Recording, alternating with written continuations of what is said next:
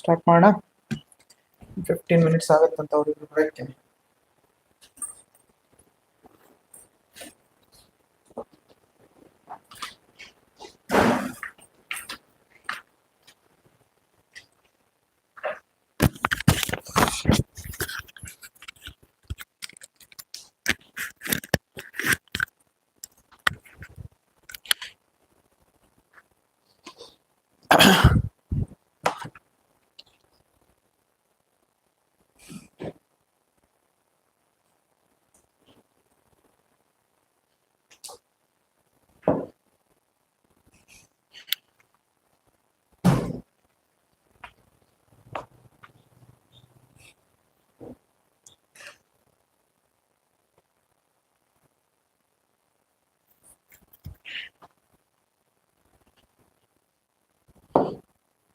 Okay, ಏನ್ ಮಾಡ್ತಾ ಇದ್ವಿ?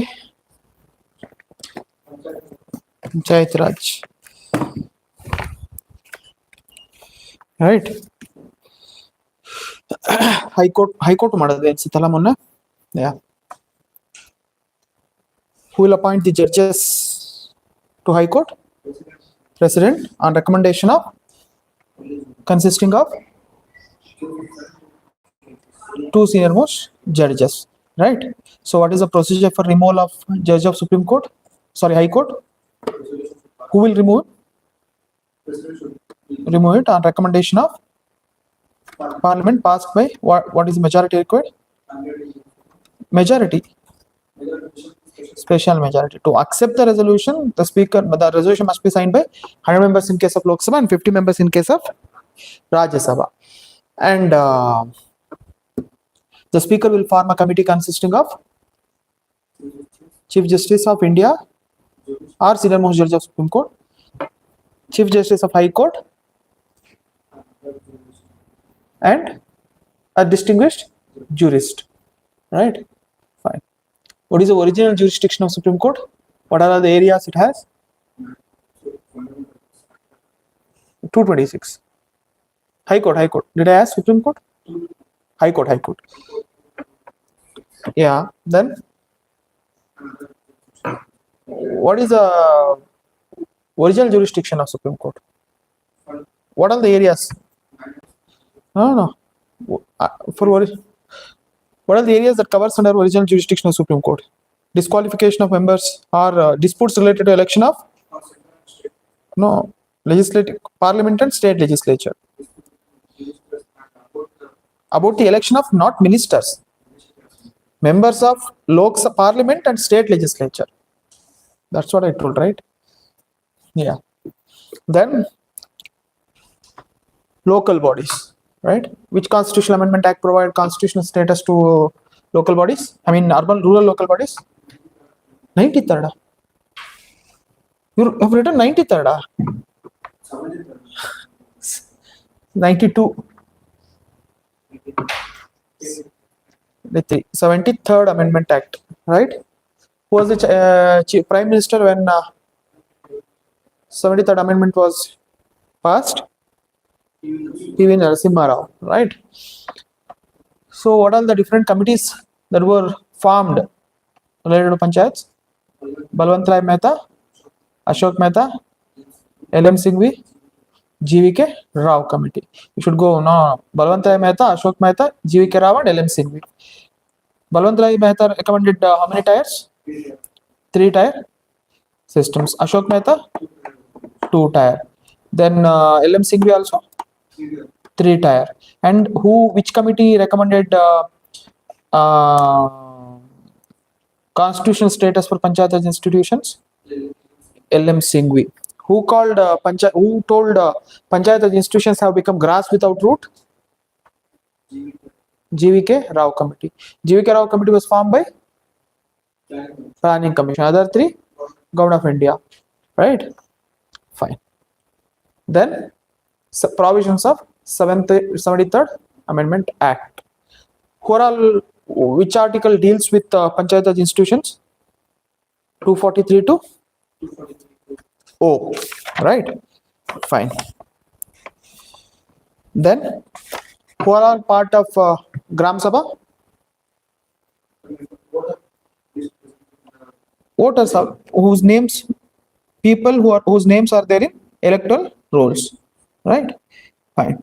Then what is the minimum age to get elected to legislative? Sorry, to Panchayat Raj institutions? 21. Then what is the minimum amount of reservation provided for women? 1/3 minimum, right? In Karnataka we have given 50%, right? Then state finance commission will be formed by whom? Sorry, state election commission will be formed by who will form it?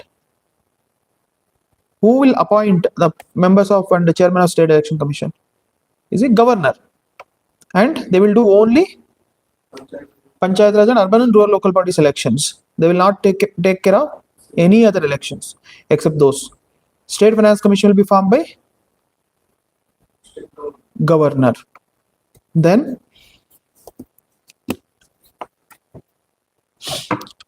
how many tires are provided under 73rd Amendment Act? 3 tires. So if the population is less than 20 lakhs, then state can provide 2 tires, right? Then who will provide financial powers, or who will give financial powers to panchayat institutions? State legislature. You should say legislature, not just assembly. State legislature. Then how the members of all 3 bodies are elected? Direct elections or indirect elections? Direct elections. How the chairpersons of ZP and TP? Gram Panchayat? Either direct or indirect. It is the discretion of the state legislature to have the provision to elect the members either directly or indirectly. Right? Okay. Then there are reservation of seats for scheduled caste and scheduled tribes, which is provided in the 73rd Constitutional Amendment Act. What is the duration of panchayat? 5 years. And if the panchayats are dissolved, within how many years, how many months election has to be conducted? Within 6 months, the election must be conducted. Alva? Okay. Then start. They should have come, no? Why morning session anta late agi bartiyara? 10:30 na? Okay. But you were 10 ಅಂತಾನೆ ಹೇಳಿತ್ತಲ್ವಾ? ನೀವು 9:30 ಬಂದಿದ್ರಾ?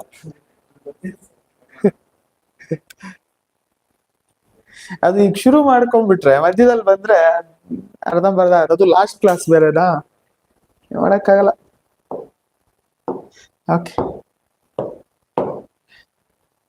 ನಿಮ್ಮ afternoon session class ಇದೆಯಾ?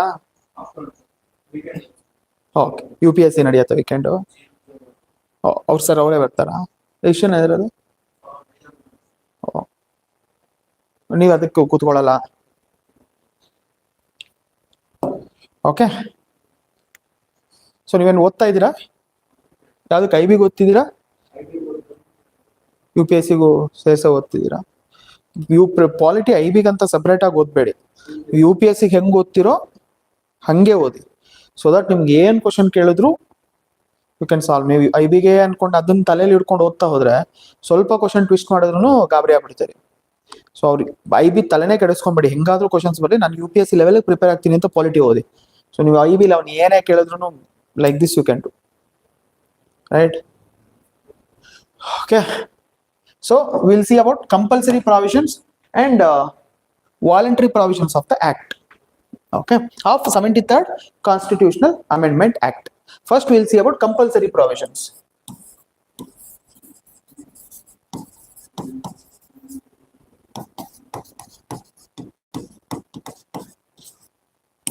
Compulsory morning.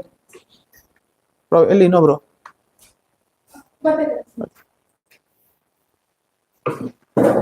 So many settle down.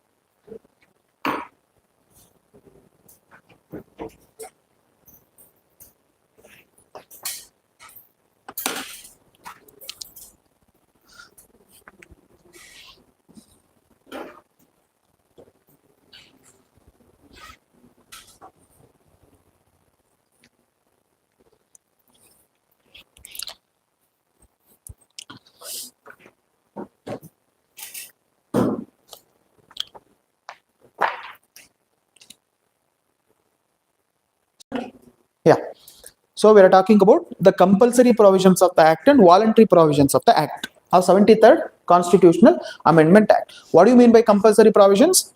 That has to be adopted by all the states. Okay. Voluntary provisions means they can make the changes as per the needs of the state. They can adopt the act with the changes. Okay. They are voluntary provisions. So what are all the compulsory provisions? Okay. First one is Gram Sabha. That is compulsory.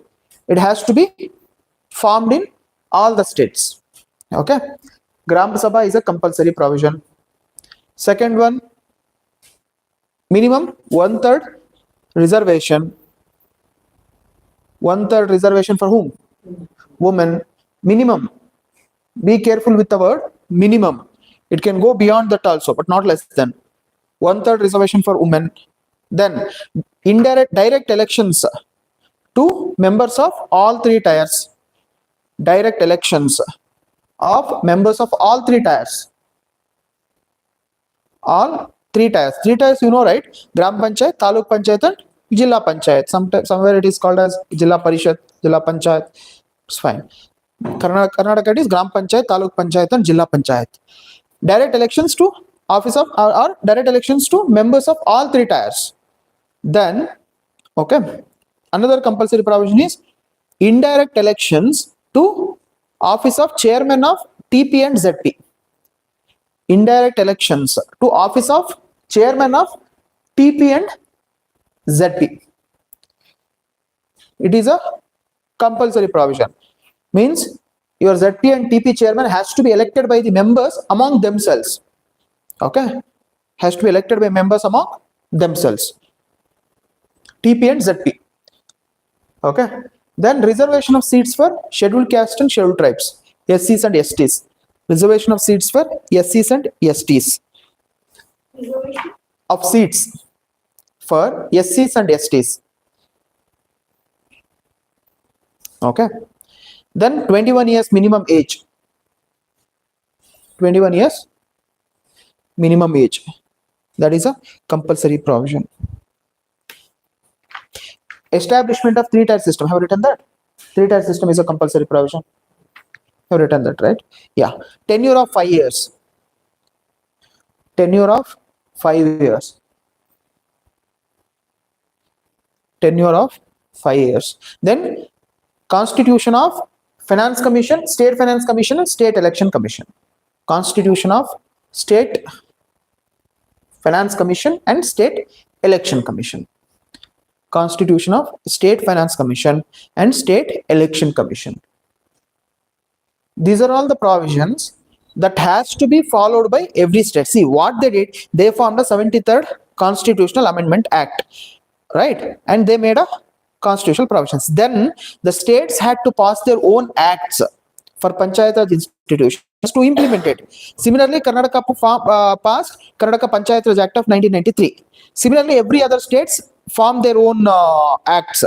And what 73rd Amendment said, these are all the provisions which are compulsory. So states in their own act has to include them in this way only. Means in Karnataka Panchayat Raj Act, it provides for three-tier system. It is mandatory. Like Karnataka, Tamil Nadu, Andhra, every state will have to adopt three-tier system only in their Karnataka Panchayat Raj Act in Karnataka. Similarly, Andhra Pradesh, Tamil Nadu, Kerala, they have passed their own acts. Karnataka passed Karnataka Panchayat Raj Act of 1993. Right? Then there are voluntary provisions. Means Act said that these are all the provisions. You can make changes as per the need of the state. Okay, what are those? We'll come to now. We'll come to that. Okay, first one is the election of chairman of Gram Panchayat.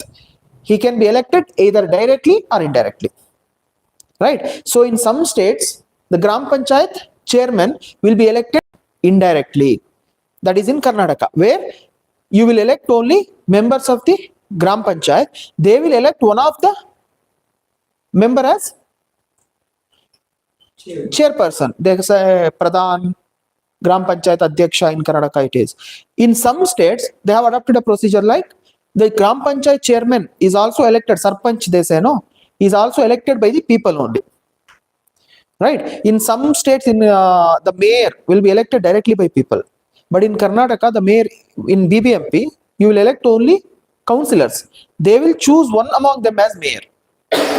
You're getting my point, right? That is a difference. So voluntary provision is the chairman of the Gram Panchayat can be elected either directly or indirectly. Okay, fine.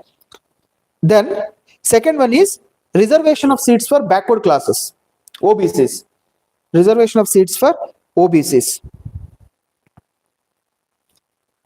In Karnataka we have a given, but it is not a constitutional provision to provide reservation for OBCs. That can be given or need not to be given, right? Next one, granting powers and functions to Panchayat Raj institutions. Granting powers and functions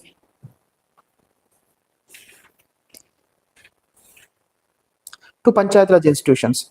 That is a voluntary provision. The state legislature can decide to delegate powers and functions to Panchayat Raj institutions. What are the powers needs to be given?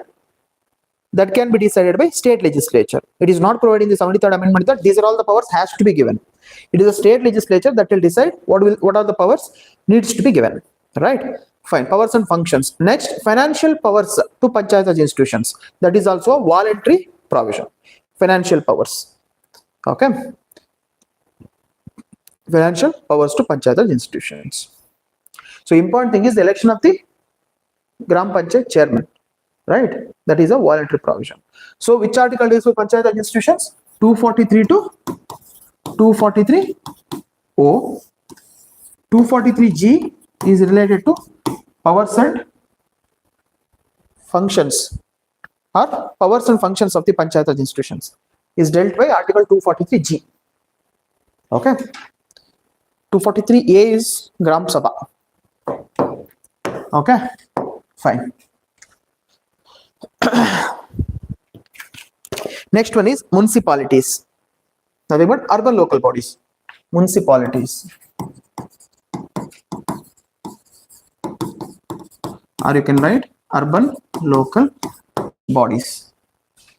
Urban local bodies. Okay. Just a fact, Lord Ripon is called as father of local self-government in India.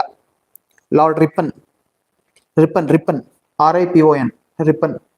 He was a viceroy between 1780 to 1784. Not viceroy, Governor General of India, or 1880. Sorry, 1880 to 1884. Lord Ripon was called as father of local self-government in India. He was a viceroy between 1880 to 1884. In history, you must have read about Ripon's bill controversy. No? Modern India, you guys read no? At least you too. Modern India. There is something called Ilbert bill controversy. Never heard of it, huh? At least you too. Kelala Ilbert bill controversy. Ilbert bill controversy, Ripon Vartan. Ripon was the viceroy when Ilbert bill was passed. I think 1882 or 81. He was the one. He was a very good viceroy actually. Ripon, 1882 to 1884. 1776 to 80, it was Lytton. He had so many negative things. He did so many negative things. Then comes Ripon. So he was called as father of local self-government in India. Evolution, just it is not very much required, right? Just see the text. Okay. So it added. So which Constitutional Amendment Act provided for constitutional status to urban local bodies? 74th. 74th Constitutional Amendment Act provide constitutional status to urban local bodies, right? Article 243P to 243ZG. 243P to 243ZG. 243P to 243ZG deals with urban local bodies. Okay, it added a new part called Part 9A. Part 9A.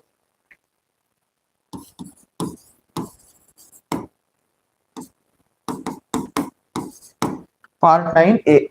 It deals with urban local bodies. Added 12th schedule.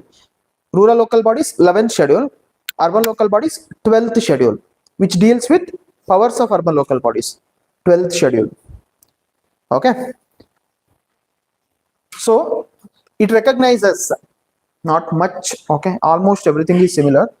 It recognizes three types of panchayats, urban local bodies: nagar panchayat, municipal council, municipal corporation. Nagar panchayat, municipal council, municipal corporation. Nagar panchayat, first one. Second one, municipal council. Third one, municipal corporation.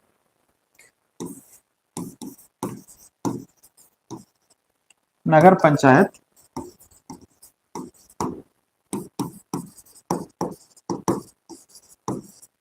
municipal council,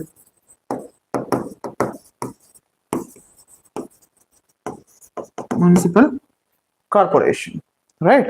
So nagar panchayat is semi urban area, rural to it is transformed into a urban area. Usually the small towns will be there, no, they'll be called as nagar panchayats. Okay, pattan panchayat in Karnataka it is called as pattana panchayat, right? Panchayat is usually for rural area, pattana means town, so it is a amalgamation of both. It is either not completely become a fully urbanized, neither nor a village. It is a transformation. So such area is called as nagar panchayat. In geography you'll read something called urban fringe, rural urban fringe, right? Rural urban fringe, there is a concept. So usually in that rural urban fringe these nagar panchayats will be there. It is neither completely city, complete village, that fringe area is there, no? Right. So then municipal council, little big town. Then municipal corporation like Bangalore, ಮಹಾನಗರ ಪಾಲಿಕೆ ಅಂತೀವಿ ನಾವು ಕನ್ನಡದಲ್ಲಿ, right? BBMP, ಬೃಹತ್ ಬೆಂಗಳೂರು ಮಹಾನಗರ ಪಾಲಿಕೆ, that is a municipal corporation, right? Fine. Next one, the composition of panchayats, I mean urban local bodies. It consisting of directly elected members, right? Directly elected members. There is a voluntary provision. The chairperson, that is either mayor or chairman, can be either directly elected by people or indirectly elected by the members among themselves. Okay, I'm going little fast because it is not very much important to for your IB exams. They might ask a question, that is why I'm going little fast. Okay, so the chairperson, it consisting of directly elected members. The chairman or chairperson, here it is in BBMP, it is mayor, right? He can be either directly elected or indirectly elected. In Karnataka, he is indirectly elected, right? Fine. That is what I said. State legislature, it is a voluntary provision. The state legislature can provide for the manner of election of the chairperson of the urban local bodies. Okay, then state government can also provide representation in urban local bodies for persons who are having knowledge of urban administration or municipal administration. Okay, state government can also provide representation of for persons having knowledge of urban say municipal administration, means expert representation. Okay, state government can also provide representation for people who are having knowledge of urban administration. Municipal administration means experts related to planning, right? Those experts can also be added to municipalities. Okay, fine. Then state government can also provide representation. Just remember this, no need to write. See, state government can also provide representation for members of Lok Sabha, Legislative Assembly, Rajya Sabha, Legislative Council who reside in that municipal corporation area. Okay, in BBMP, those members of Lok Sabha, Rajya Sabha and MLA MLCs who are all part of BBMP, no, they also have voting rights in the legislative BBMP. It is a voluntary provision. The state government can provide it, right? Then minimum age, same, 21 years to contest for elections of urban local bodies, right? At least there is a provision of minimum 1/3 of seats reserved for who? Women. Then there is a reserve, that is a compulsory provision. Karnataka has provided 50%. In BBMP, 50% of the seats are reserved for women, right?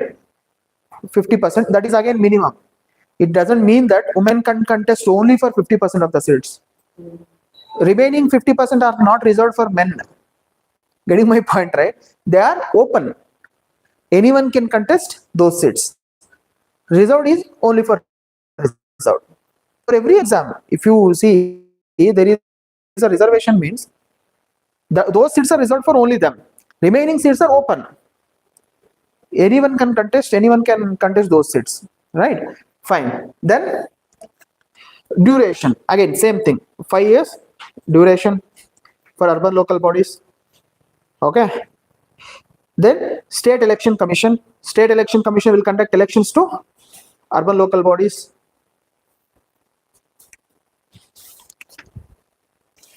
State election commission will conduct elections to urban local bodies. Then what is another thing? State finance commission, they will also do the same duty as like election commission, but they conduct elections only to urban local bodies and rural local bodies. State election commission will not conduct elections to your state legislature. It has no connections with conducting elections of state legislature. Okay. Then state election commission and finance commission is appointed by who? Governor. Okay. Then there is something called district planning commission. For your UPSC, study that. This exam it is not needed. DPC. Just make a note of it while reading. Study that. District planning committee. DPC. District planning committee. Okay.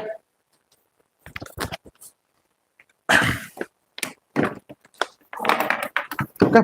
That's it about your Panchayat Raj institutions. So we'll start with constitutional bodies.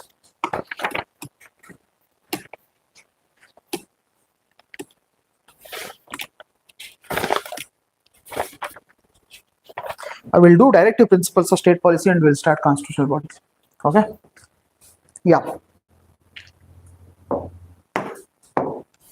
DPSP.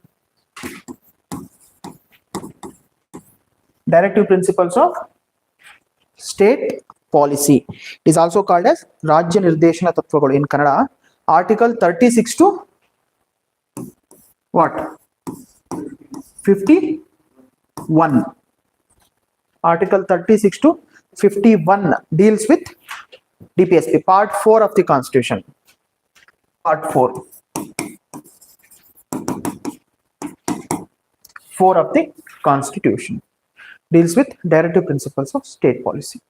Article 36 deals with, not every article is important here. You can't remember Article 36 to 51, not every. Few DPSP will have to remember. Okay. Article 36 is definition of state. Definition of state. In fundamental rights, which article deals with definition of state? 12. Here it is 30. Same definition. What is the definition of state means? Who all are comes under the term of state with reference to DPSP. Same. Union government, state government, whatever I told with respect to fundamental rights. Na? Everyone who all are part of who comes under the definition of state under Article 12, same thing applicable to Article 36. Union legislature, union executive, state legislature, state executives, local bodies, then all the public sector undertakings, then all the institutions which are receiving aid from the state, they all comes under the definition of state, right? Then Article 37. Article 37. Article 37. You want to write it down? What is Article 37 says that even though they are non-justiciable, it shall be the duty of the, if you want to write it down, I'll dictate. Yeah. Article 37 says that these principles are fundamental in the governance of the country. These principles are fundamental in the governance of the country. In the governance of the country. These principles are fundamental in the governance of the country. And it shall be the duty of the state. It shall be the duty of the state to apply these principles while making laws. These principles are fundamental in the governance of the country. These principles are fundamental in the governance of the country, and it shall be the duty of the state to apply these principles while making laws. It shall be the duty of the state to apply these principles while making the laws. Article 37 says that. Right? Fine. Listen to me. Once you're done, right? See, I told you fundamental rights are justiciable, means you can approach the court of law when your fundamental rights are violated under Article 32. But directive principles of state policy or DPSP are non-justiciable, means you cannot approach the court of law asking them to implement it. What Article 37 says? It shall be the duty of the state to implement them, right? When the resources of the state provided, when there is a time is right, when the time is just right, implement them at that time, right? The constitution has not provided them under the justiciable part of constitution, means you cannot approach the court of law. Because say we have Article 44, what it deals with, this one you should tell. Article 44, it is in very much of in controversy, no? There is something called, what is it, UCC, Uniform Civil Code. Article 44 says that it shall be the duty of the government to implement Uniform Civil Code in the country, right? UCC. There is a highway that connects Kashmir to Kanyakumari. It was renamed as Article 44. It's not 44, NH 44, right? So in the, for the sake of this one, NH 44 that connects Kashmir to Kanyakumari, longest national highway of India, I guess. Yeah, that is the longest national highway. So it was called as NH 44. It was renamed earlier. It had some other number. It was called as NH 44. All right. So what do you mean by UCC? Every person, irrespective of the caste or religion, they should have a common civil code, right? See, currently there is a Hindu Succession Act, right? Hindu Succession Act is there. Hindu Marriages Marriages Act is there. Then there is something called Special Marriages Act. Similarly, the other laws are there for Muslims and other for Christian, and all other religions comes under Hindu Marriages Act and Hindu Succession Act, right? There are different laws, you know that, right? In Hindu, under Hindu Marriages Act, polygamy is, what do you mean by polygamy? Dual is not dual, multiple marriages.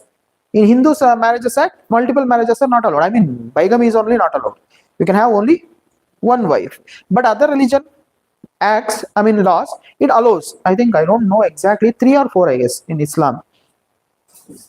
3, you know, 3, I think 3 or something. So they can marry up to 3. It is legal because they have different code, right? It is different for them.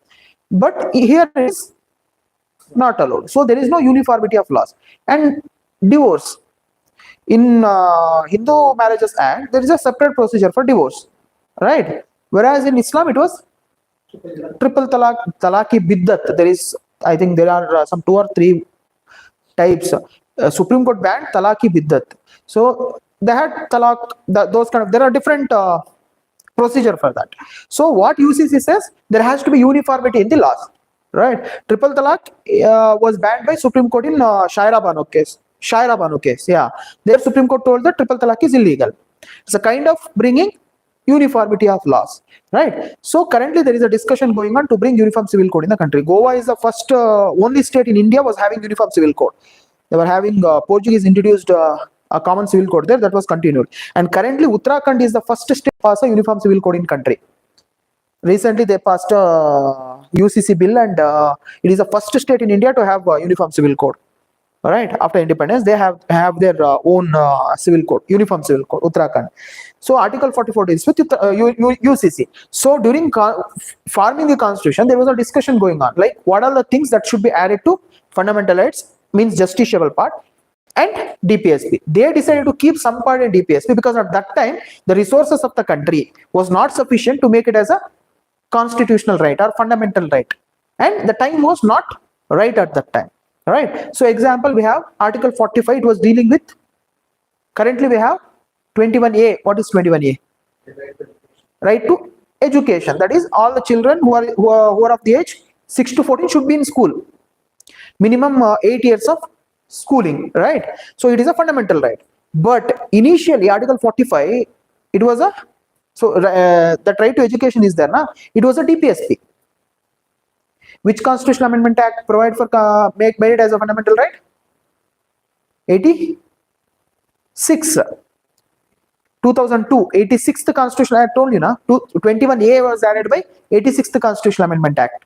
So it was a DPSP because in 1950, or in that period when the discussion was going on about Constitution and in the Constituent Assembly, we had not enough resources, right? We just had got independence, so we had not enough resources.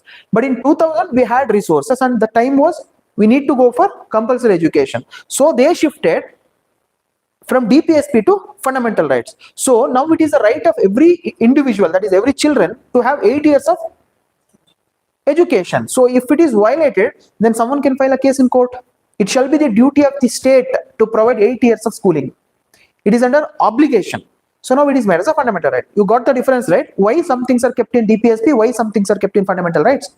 So usually fundamental rights are what? They'll provide you political rights. Most of the rights are political in nature. You don't have any equal economic rights there, right? No, equal pay for equal work, it is a DPSP. Right to work is a DPSP. Getting my point, right? Huh? So now they replaced Article 45 with education was there, na? They replaced it with early education, like below the age of 6 years. Right, your UKG, LKG and preschool is there, no? It is a part of that now. Right, so these are all the rights. They made it as a, these are the provisions of the DPSPs. It is the Article 37 says that it shall be the duty of the state to implement them. Right to work, I said. So they brought in which scheme to implement that? Narega, very good. Manrega. Mahatma Gandhi National Rural Employment Guarantee Scheme. You have employment guarantee, no? There is a food and nutritional security in DPSP. For that, what they brought in? 2013, they brought in act. They brought act. National Food Security Act. NFSA. National Food Security Act.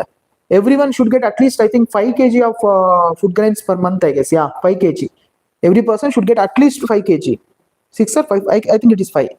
Central government will give 5. State is giving 5. Total, it is 10. Yeah, 5 kg, I guess. So everyone should get that. So that is NFSA, National Food Security Act, to implement that. Right?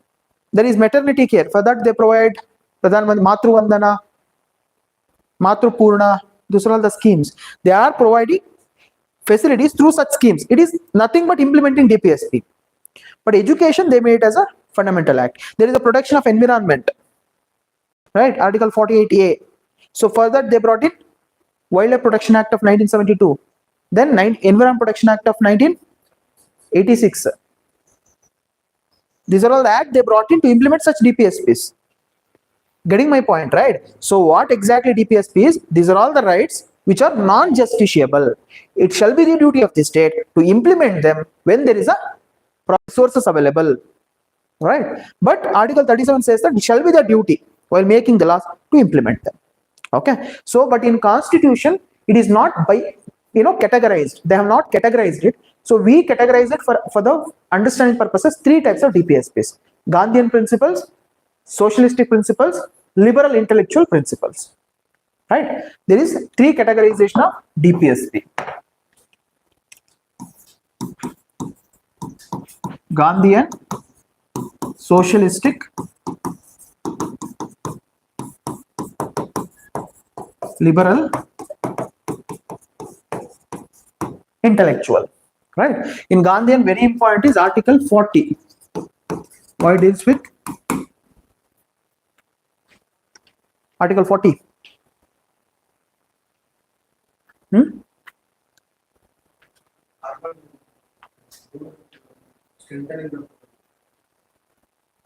7, it is related to 73rd Amendment Act, establishing village panchayats, Gram Swaraj. Right?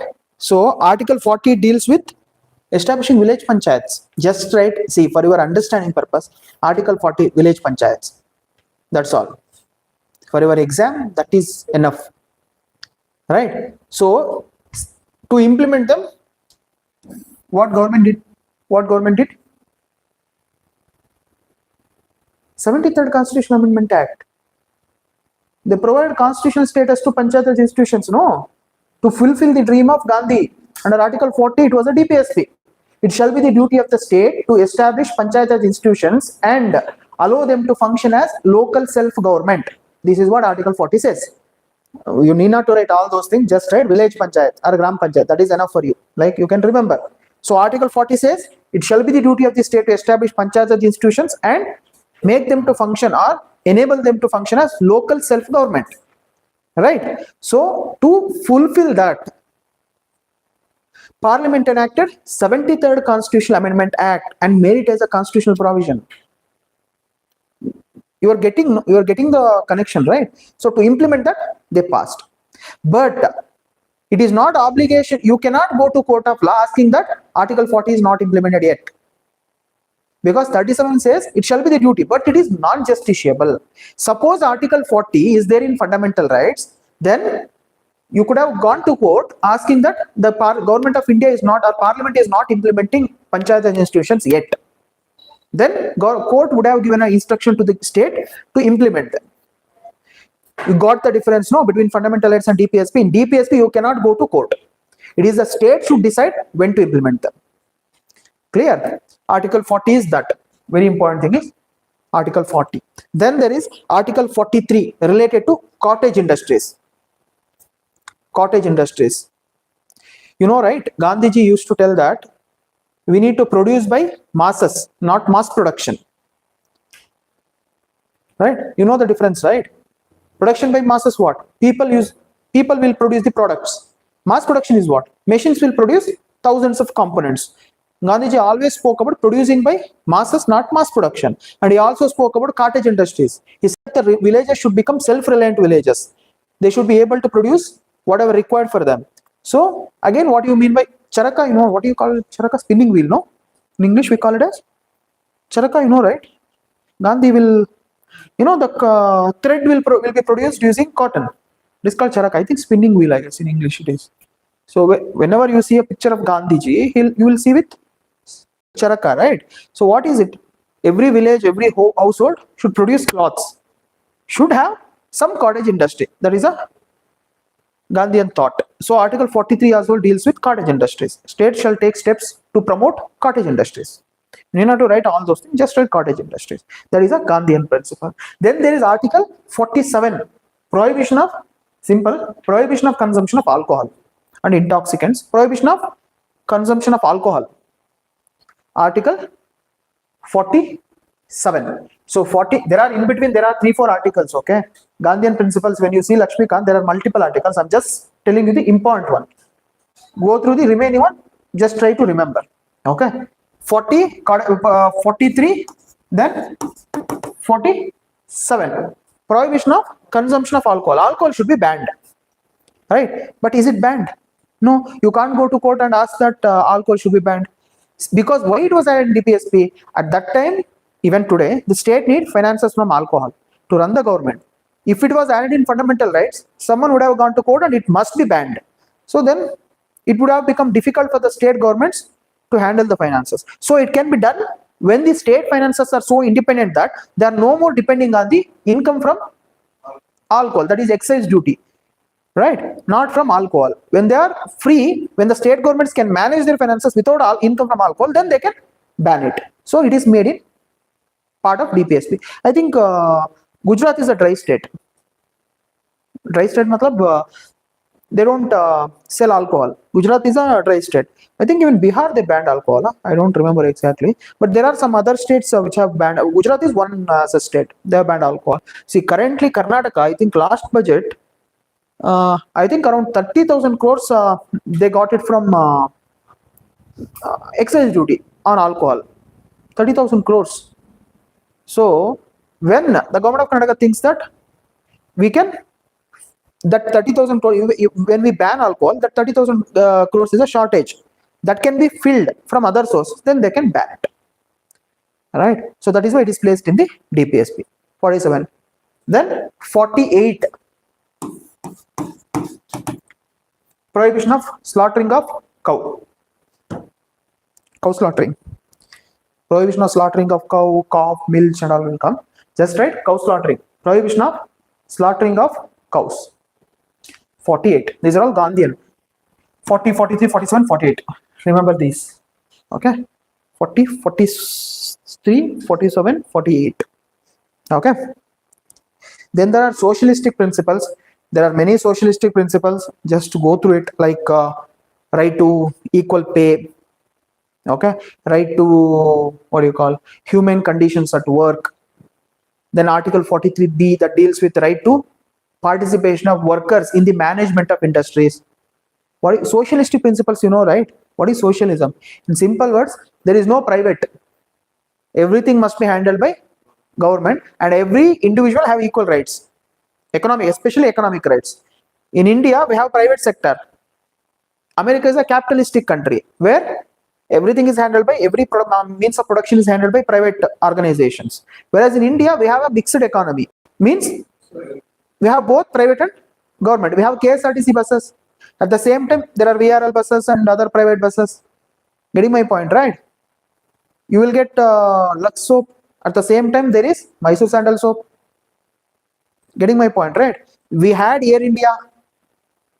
Same time, we had SpiceJet and other, what do you call, private airlines. Right? So, and railways, we have only government. There are no private trains, right? So it is a mixed. We have both private sector as government and government sector in the economy, both running parallelly. But in socialism, there is again two things: liberal socialism, Gandhian socialism is kindly liberal socialism, Gandhian socialism, Marxian socialism and all. Means Marxian socialism means completely state. There is no private sector at all.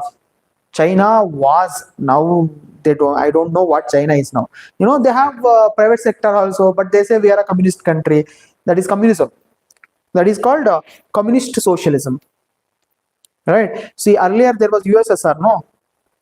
Before Russia, there was USSR, United States of Soviet Russia.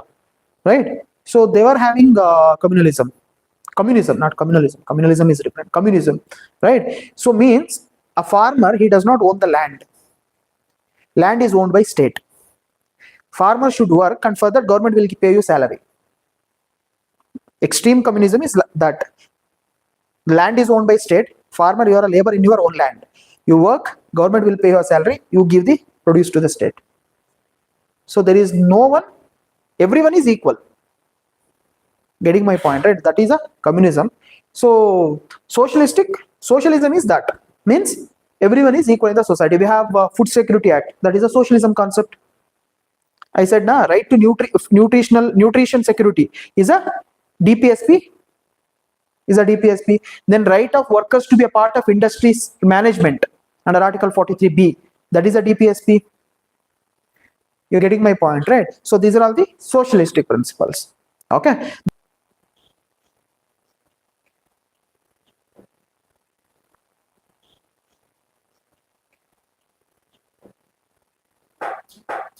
Okay.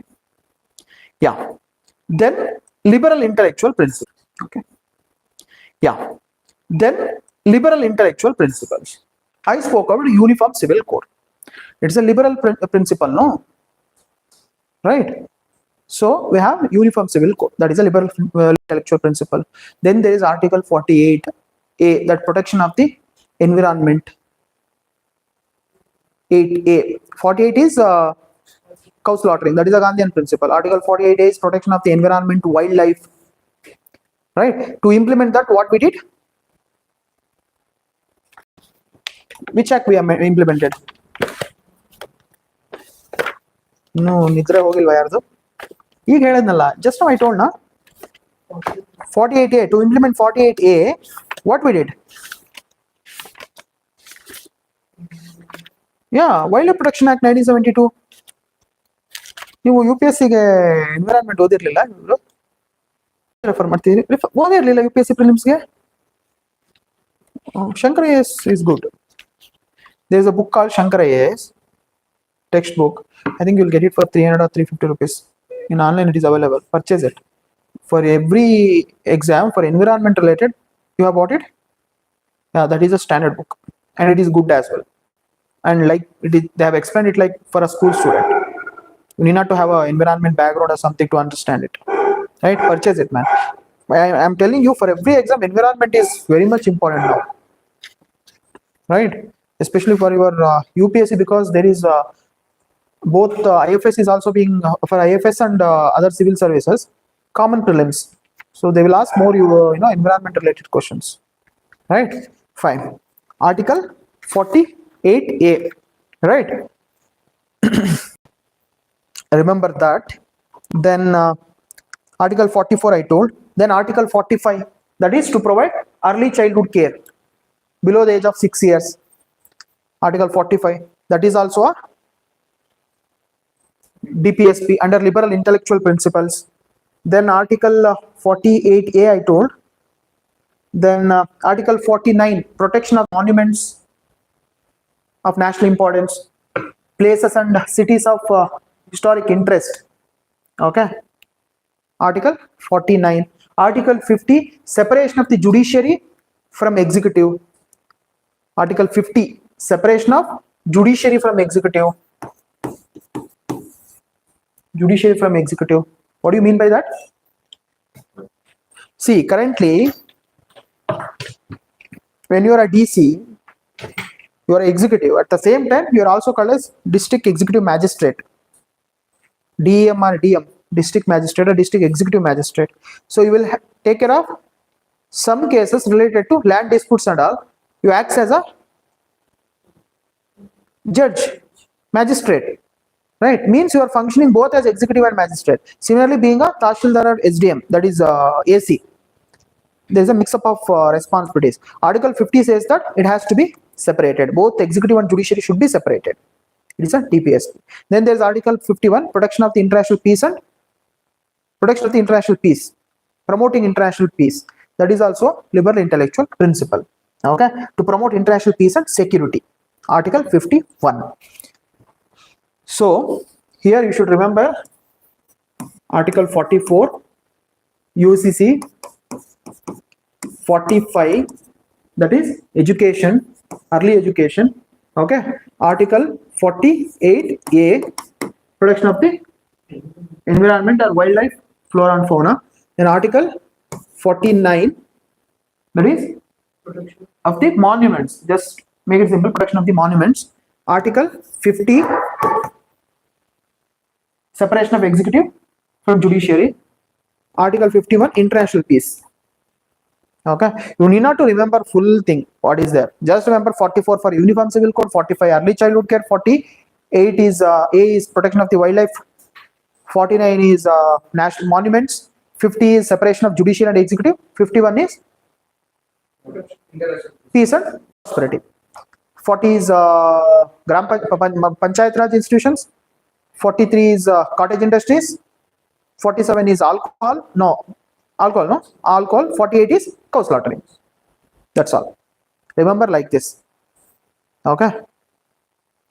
Just remember what are all intellectual, what are liberal, intellectual, what are all Gandhian, social. Try to remember that. Okay. Clear? Fine. Then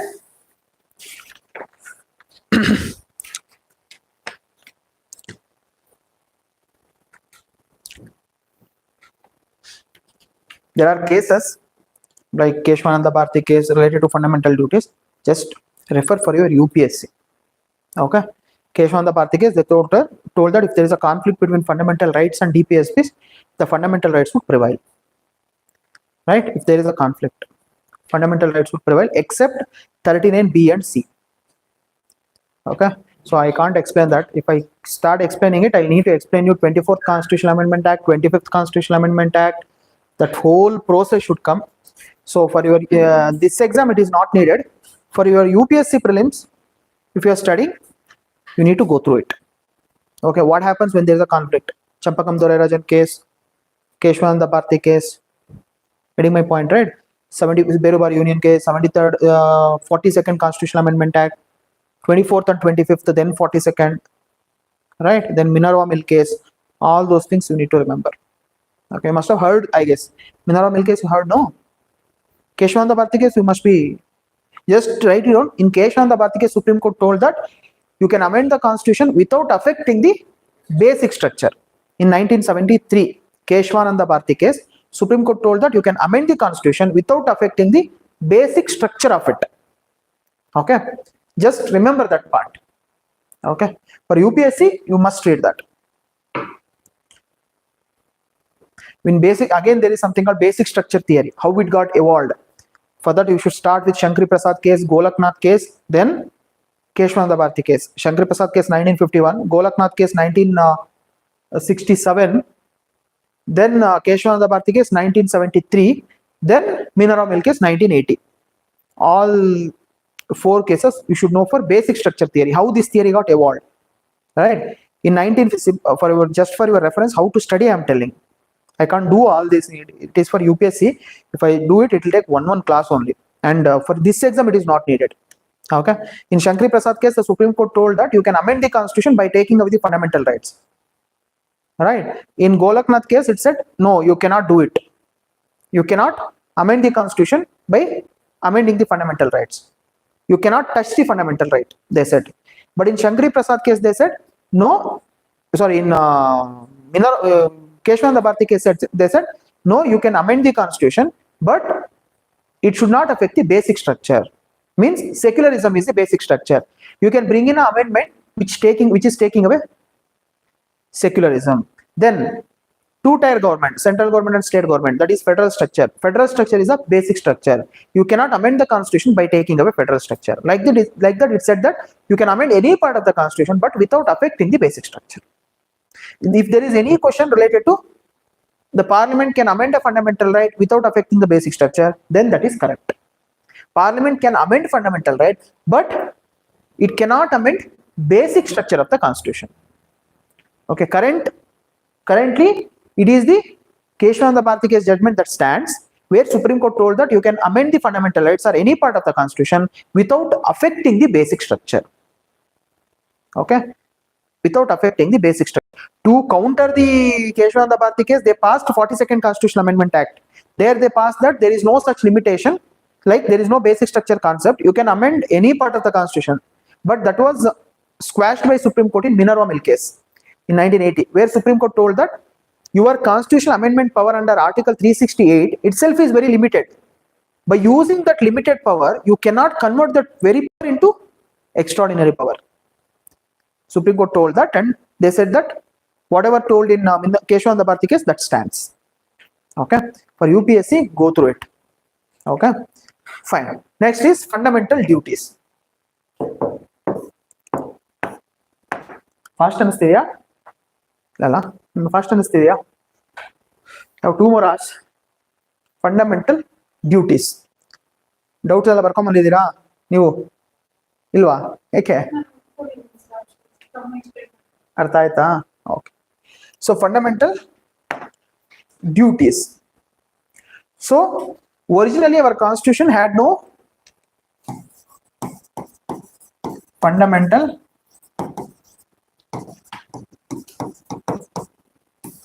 duties.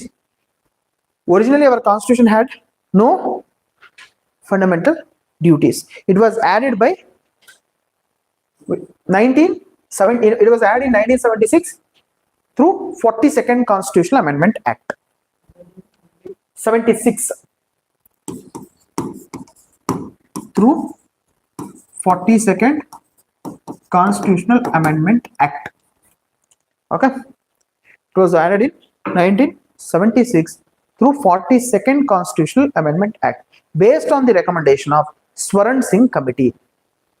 Okay, Government of India formed a committee called Swaran Singh Committee in 1975. Swaran Singh.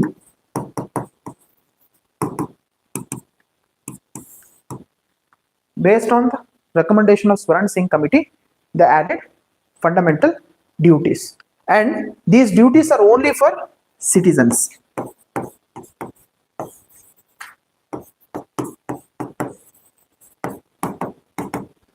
Only for citizens.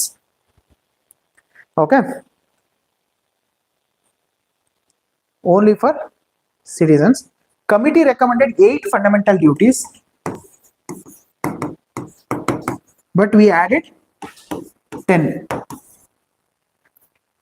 Okay, we added 10 through Article 51A. Article 51A that deals with fundamental duties. Originally we had 10 fundamental duties. Currently how many? Any idea? Currently we have 11 fundamental duties. Originally we had 10. Okay. Currently we have 11 fundamental duties. 86th Constitutional Amendment Act provided for 11th one. Provided for 11th one. 86th Constitutional Amendment Act provided for 11th fundamental duty. That is, no need to write, just for understanding I'm telling. That is, when what they did in 86th Constitutional Amendment Act? No. What do you know about 86th Constitutional Amendment Act?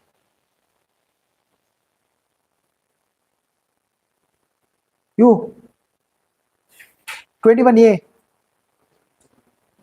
That 21A, no. Right to education was made as a fundamental right.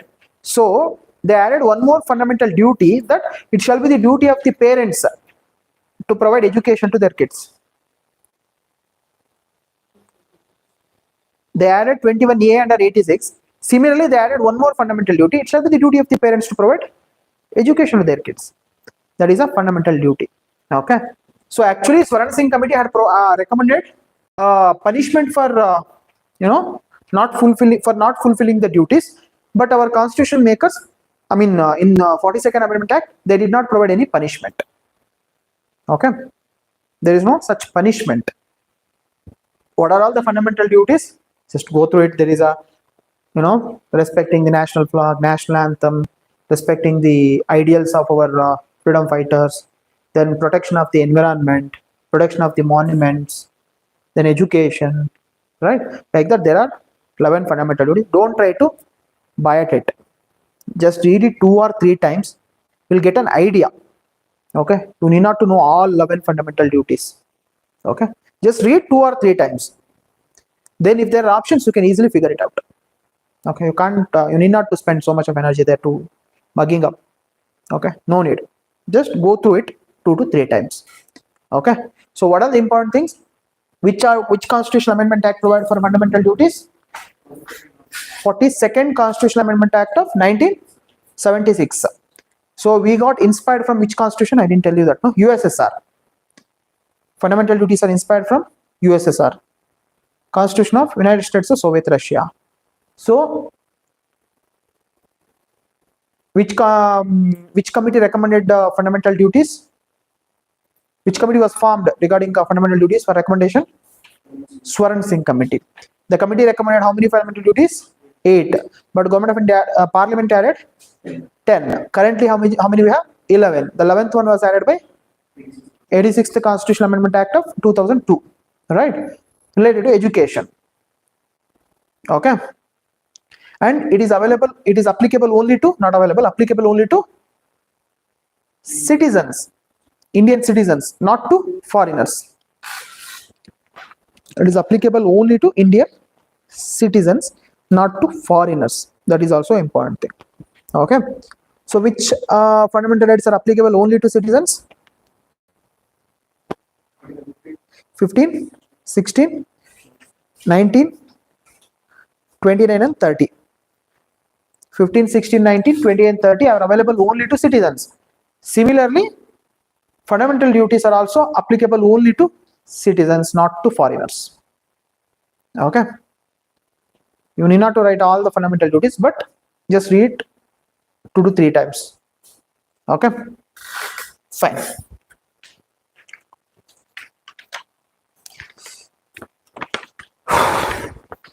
Start with constitutional bodies.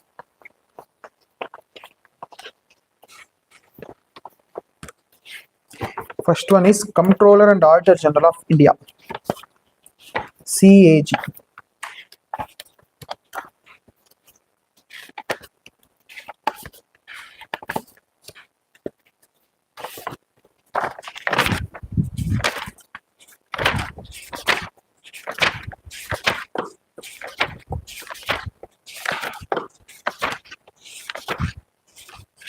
Which article deals with CAG? No, 48 or 148? Yeah, you said 48 or 148? 148, right?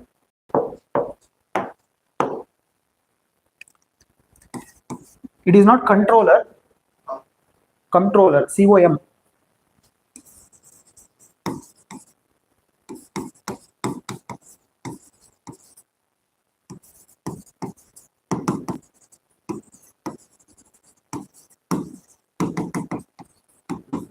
Control Auditor General of India.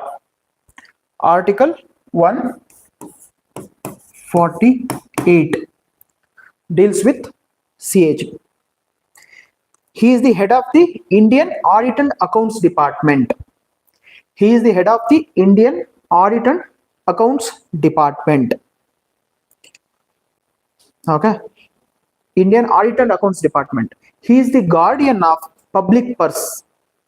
He is the guardian of public purse. Means whatever money you will give as a tax, no, whatever money government will get, he is the guardian to protect it, like it should not be used for any other purpose other than the parliament has provided, and to avoid the misuse of it.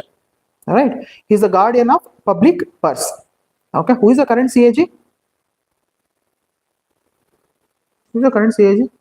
Check it when I don't remember. I think Girish Murmu was there. I think he is the current CAG, I guess. Yeah. Girish Murmu. Most likely, yeah, Girish Murmu only. Just check it. Who is the current CAG? Okay. Fine. His duty is to uphold the constitution and laws of parliament in the field of financial administration. Okay. Uphold the constitution and laws of parliament in the field of financial administration. See. Done. Administration. Uphold the constitution and law of parliament in the field of financial administration. What is the meaning of CAG? Like what he do? I mean, auditing means what? Don't write it, just understand it. See, what is the role of this office, I'm asking. See, whatever the government spends, no, he will do the auditing. Whether the money is spent for right purpose or not. Recently, like he'll do for, there is a common CAG for both central and state government. There is no separate CAG for central government, and there is a state, no. It is a common office for both central and state. Recently, if you read newspaper, a day before yesterday or 2 days ago, there was a news regarding the money spent in Chief Minister's office for, a purchase of biscuits, coffee, tea and food for guests in the Chief Minister office. You know how much they spent? 11 lakhs per day. In Karnataka, they spent 11 lakhs per day in last 2 years or something. 11 lakhs per day. Or if you eliminate government holidays, it will come around 14 lakhs per day. They spend for tea, coffee and other food. Like whoever guest comes to Chief Minister office, no, like a foreign delegates or whoever. For them, that much of money is spent for just providing tea, coffee and snacks. So who objected? No one can object because they spent the money, they got the approval. Then the CAG will conduct the auditing, and CAG raised objection saying that why this much money is spent. To 11 lakhs rupees for tea biscuit means how many people are there in CM office, right? So CAG will raise applications. Have you heard about Colgate schemes? Colgate scam, 2G scam. Satyam computer is different. Satyam scam is that is different. 2G scam you know heard, right? What is 2G scam? 2G is a spectrum. You had 2G network, no? Currently we are having 5G. Before that there was 1G, then 2G came. That E symbol used to, I don't know whether you never used 2G, I guess. No, no? You are a 3G, no? You started using phone directly in 3G, right? We used in 1G also. That time it used to come GPS or GPRS or something used to come. Currently we are having your 5G symbol will come, na? Like that earlier it was 4G, then 3G, then 2G used to come. That is E. When internet connection is there, E used to come. Before that there was GPRS or something. So in 2G scam they did in spectrum allocation they did some scam. So that was audited by, there was a CAG called Vinod Roy. In ethics you will have to give his name for examples. Vinod Roy. So Vinod Roy was the CAG. He did the auditing after when the spectrums were sold to telecom companies, and he found out that there is a scam. Right? Then there is something called Colgate scam. Not this Colgate, coal. Coal. Coal, you know, na? Kallidlo. Coal. So there was a coal scam related to auctioning of the coal mines. So that was also exposed when the CAG did the auditing. So what exactly CAG is? Once the government spends some money, he will do the auditing, whether it has gone for right purpose or not. Right? His duty is to audit the accounts of the government of India and government of the states and panchayats if requested by governor and public sector undertakings. Your BAL, BHAL, BHEL, whatever public sector undertakings are there, no? Those accounts are also audited by CAG. It doesn't mean that CAG sit and he will audit every single account. There is an office of CAG. Under him there are officers. Right? They will do the auditing work. So that is the office of CAG. What is exactly his duty is to protect the public purse. Whatever money you are paying as tax, that should be spent on right purpose. Right? To having a control of it, there is to have the control on public purse, there is an office called CAG. Okay, clear? Fine. Next one is appointment of CAG. Who will appoint CAG? President. President will appoint CAG. Okay. Oath. Who will prescribe oath? Huh? President. President will prescribe oath or affirmation. Right?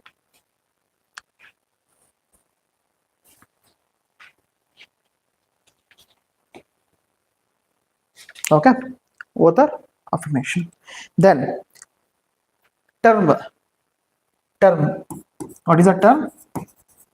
6 years or 65 years. 6 years or 65 years means whichever is earlier. 6 years or until he attains the age of 65 years. 6 years term or until he attains the age of 65 years, whichever is earlier. Right? Means suppose if he is appointed at the age of 60 years, he will get retired at 65 only. Even though the term he will complete his service only for, he will do service only for 5 years. Suppose if he is appointed as CAG at the age of 50 years, then he will not be a CAG till 65 years. 56 years he will get retired because 6 years term. 6 years or 65 years, whichever is here. Okay, fine. Then resignation to whom? Resignation to president.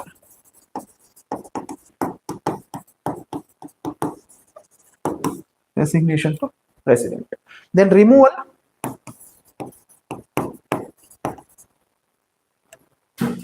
Supreme Court judge. Similar to the judge of a Supreme Court.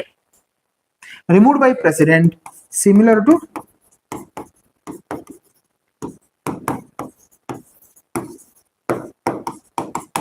judge of Supreme Court. What does it mean? How to remove a CAG? Either president can remove him or based on the resolution of the parliament, which is passed by special majority. Okay, judge of the Supreme Court. Okay. Then independence. Independence of office of CAG.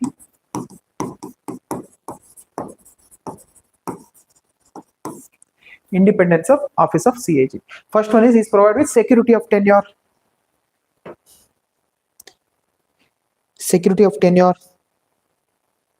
Right? He can be removed only through a procedure provided in the constitution, then he is not eligible for any office after his retirement.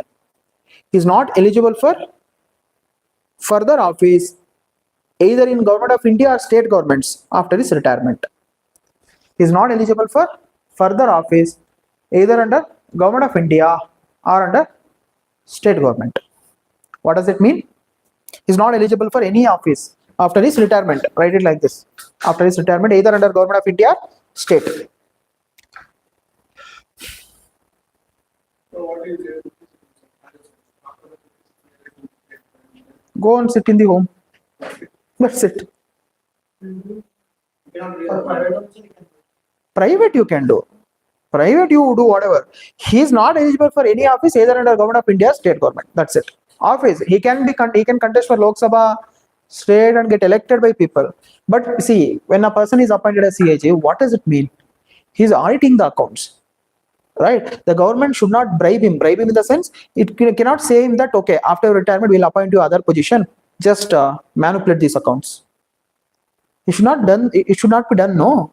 So that is why the constitution makers have provided this provision that he is not eligible for any other appointment either under government of India or state government. Can't he become MP from last year?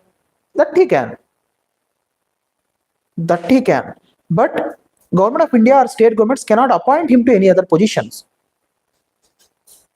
Right? He cannot be appointed, and he is not eligible for reappointment also. He is not eligible for reappointment to the position of CAG also.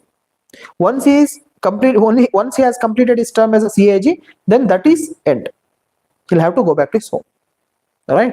To provide the security of, to provide the independence to the office. Next, the salary and allowances are made or charged?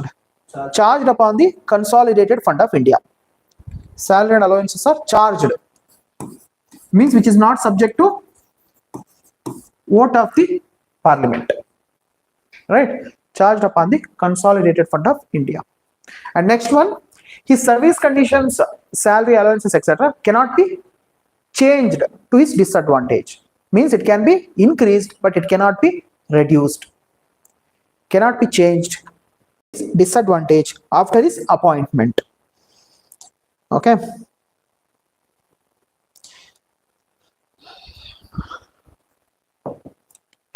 Then powers and functions.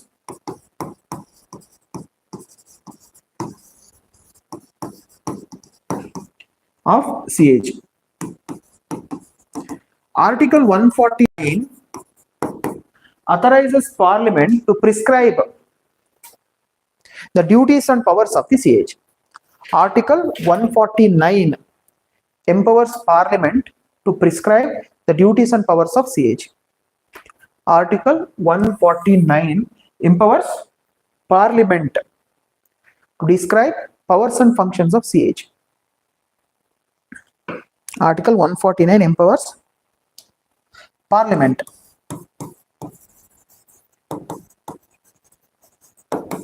Constitution have not provided exact powers and functions of CAG. It left it to Parliament. Parliament will have to decide. So what are all the powers? No need to write it. Just understand. What are the powers? It will do the auditing of the accounts of the union government, whatever money spent by union government, from the Consolidated Fund of India, public accounts, contingency fund of India. Similarly, it will conduct audit of the accounts of the states, like the money spent from Consolidated Fund of State, public accounts of state, contingency fund of state. Similarly, it will conduct audit of the accounts of public sector undertakings. Then, if governor requested, it will conduct the audit of the accounts of Panchayat Raj institutions also. And if the reports related to central government, it will submit it to President. And the reports related to state, it will submit it to Governor. And President will place them before the Parliament. And Governor will place them before the state legislature. Got my point, right? CAG, he will conduct the audit and prepare a report.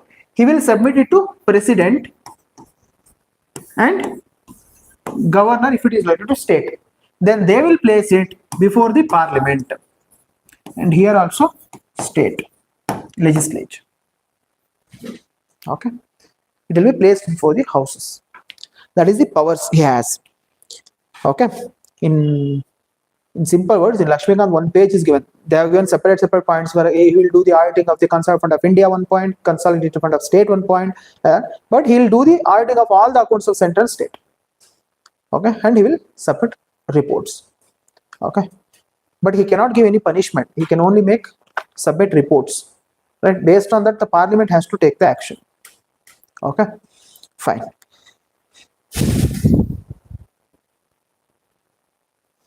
Okay, we'll do it after a break. Okay, we'll do election commission after a break. Okay, just mute it, no?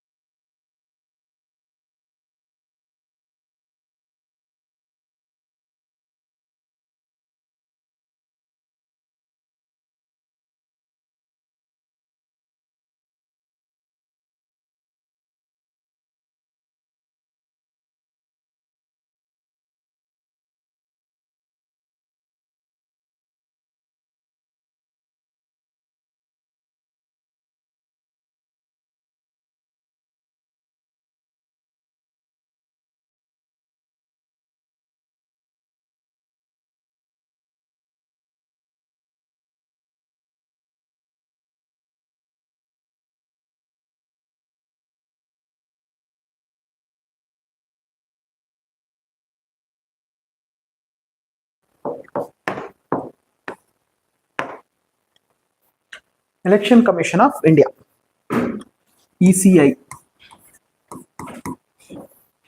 Article 324 deals with Election Commission of India.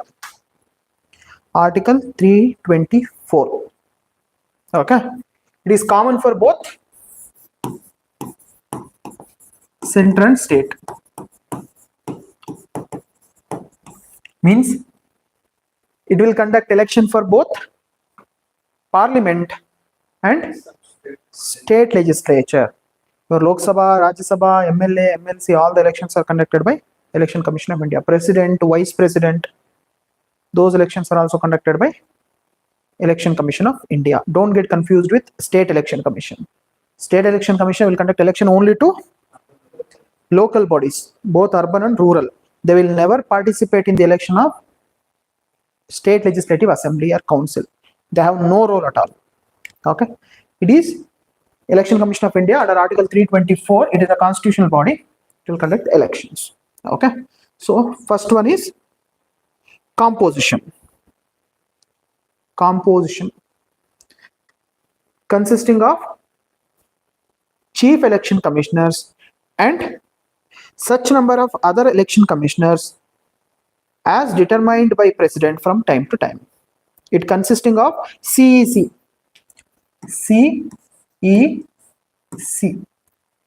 chief election commissioners and other election commissioners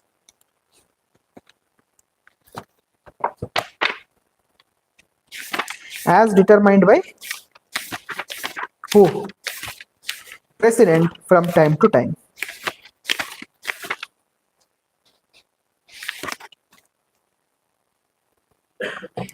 Okay.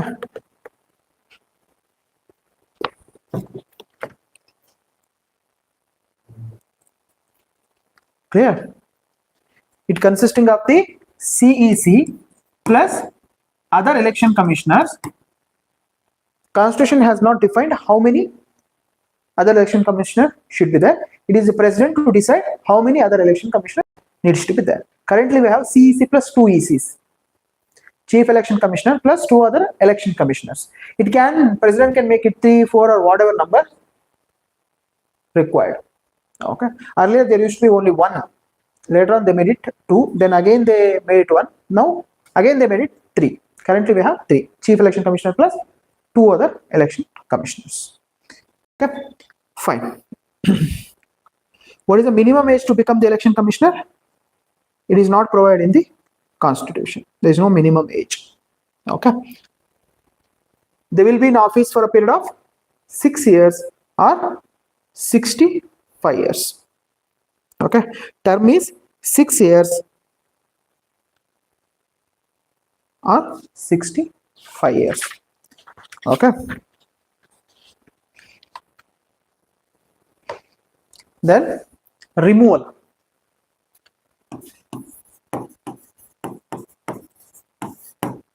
Chief election commissioner can be removed similar to the judge of the Supreme Court.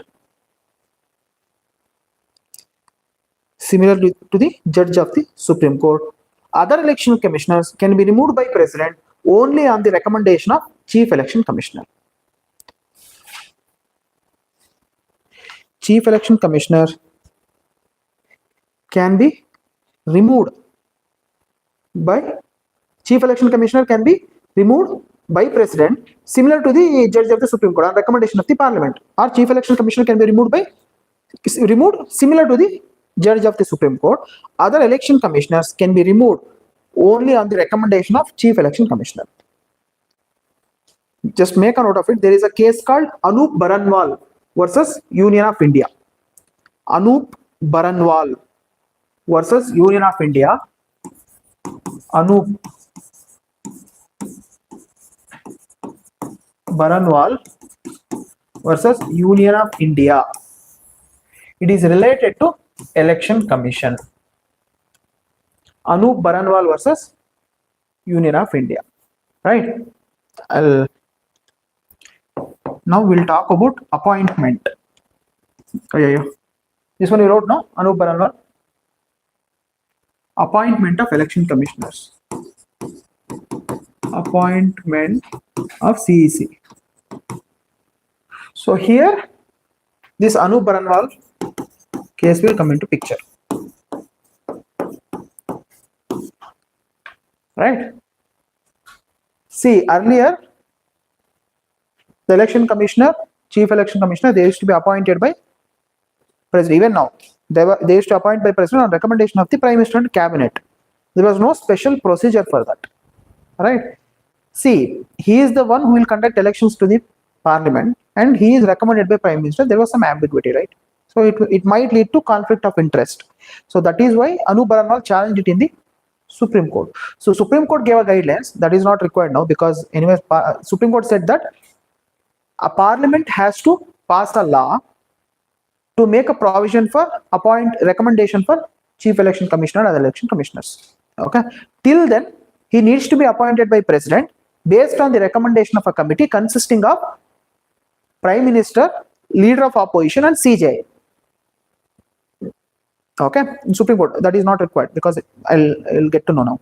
So Supreme Court told that parliament has to pass a law regarding the selection of the election commissioners and chief election commissioner. Till the parliament passes a law, there has to be a body to recommend president consisting of prime minister, leader of opposition and CJ. So then parliament passed Chief Election Commissioners and Other Election Commissioners Appointment Act 2024.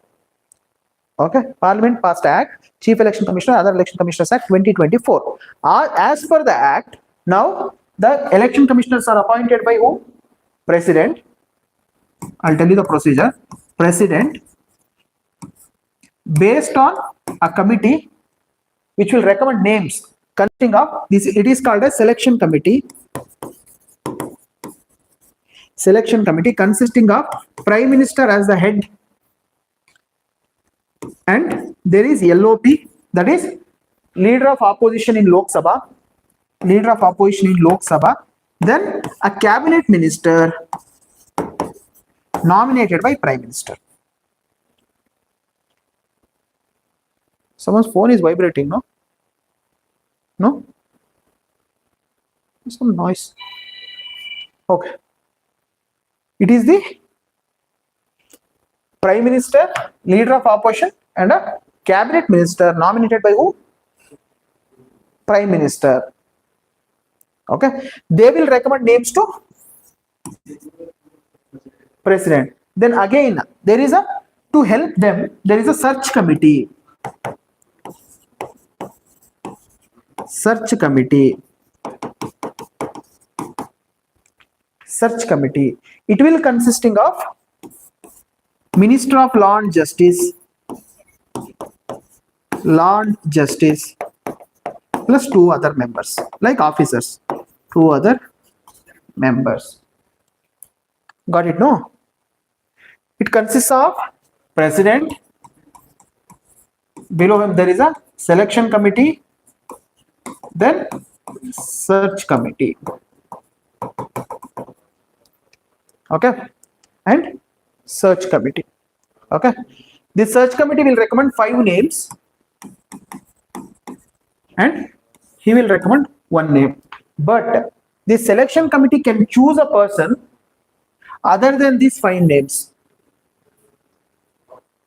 Okay, search committee will search for people who are eligible for CEC and EC, that is chief election commissioner, other election commissioners, and they will recommend name to selection committee. Selection committee will consisting of prime minister as the head, leader of opposition of Lok Sabha and a cabinet minister nominated by prime minister, totally 3 members, and they will recommend a name to president. But selection committee can choose names other than those who are recommended by search committee. Clear? I am talking about 2024 amendment, and in that only they told CEC and EC are not eligible for reappointment.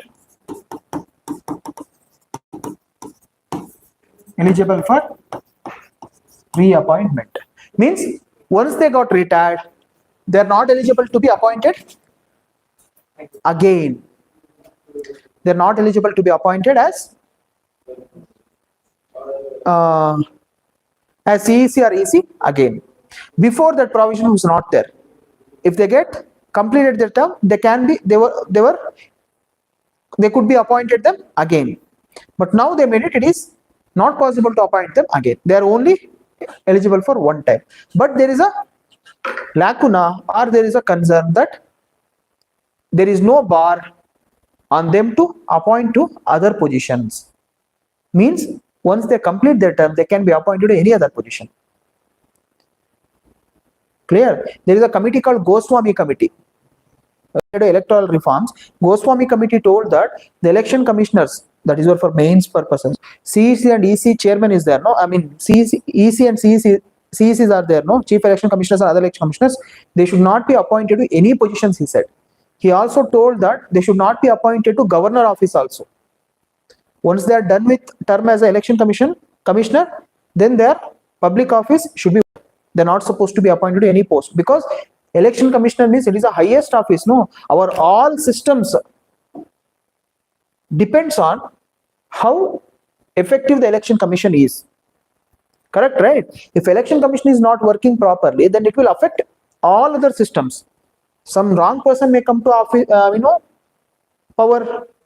It might affect the lives of every citizen. So election commission must be a body, should have highest integrity, or the person who is appointed to the election commission should have highest integrity. There is a saying, na, Julius Caesar's wife must be above suspicion. There is a saying like that. Election commission, there should not be any suspicion about the actions and activities of election commission, right? But there are, right, currently there is a controversies going on regarding MP elections and election commission role and responsibilities. Like there is a tampering of votes and duplicate voters and all. Yeah, Rahul Gandhi raised it. There is some accusations going on against election commission, right? So usually it should not happen. It should be transparent. At the same time, they should uphold highest level of integrity, right? Election commission should function like that. But there is a lacuna.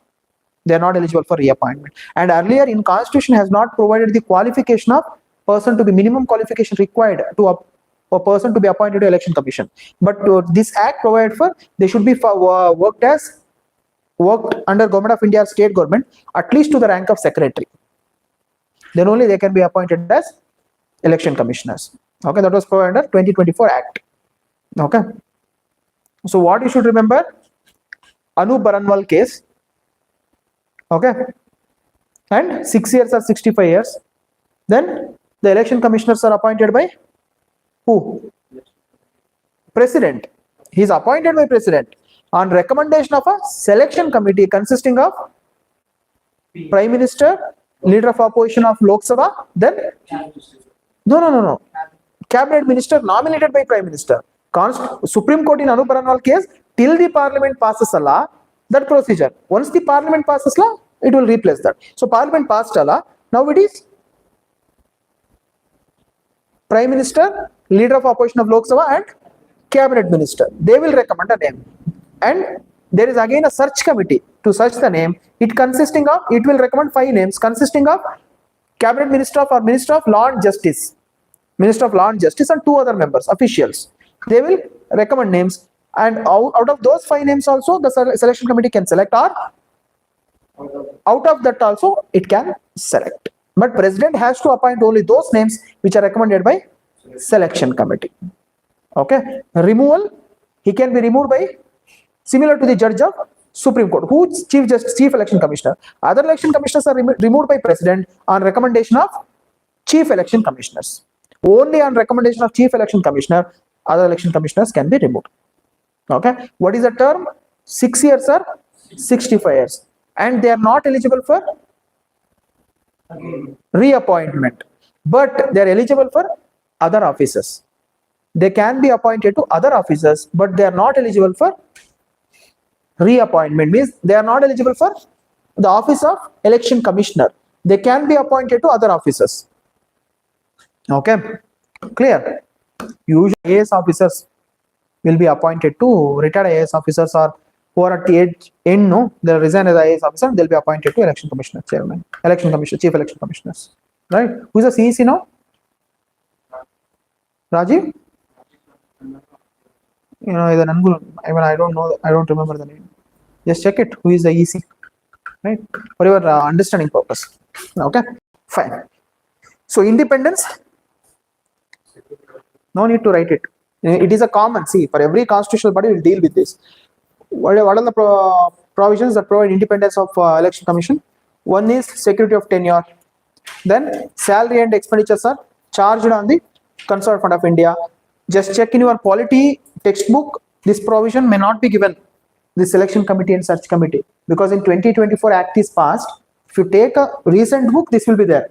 It is there in your book. The selection committee, search committee is not there, no?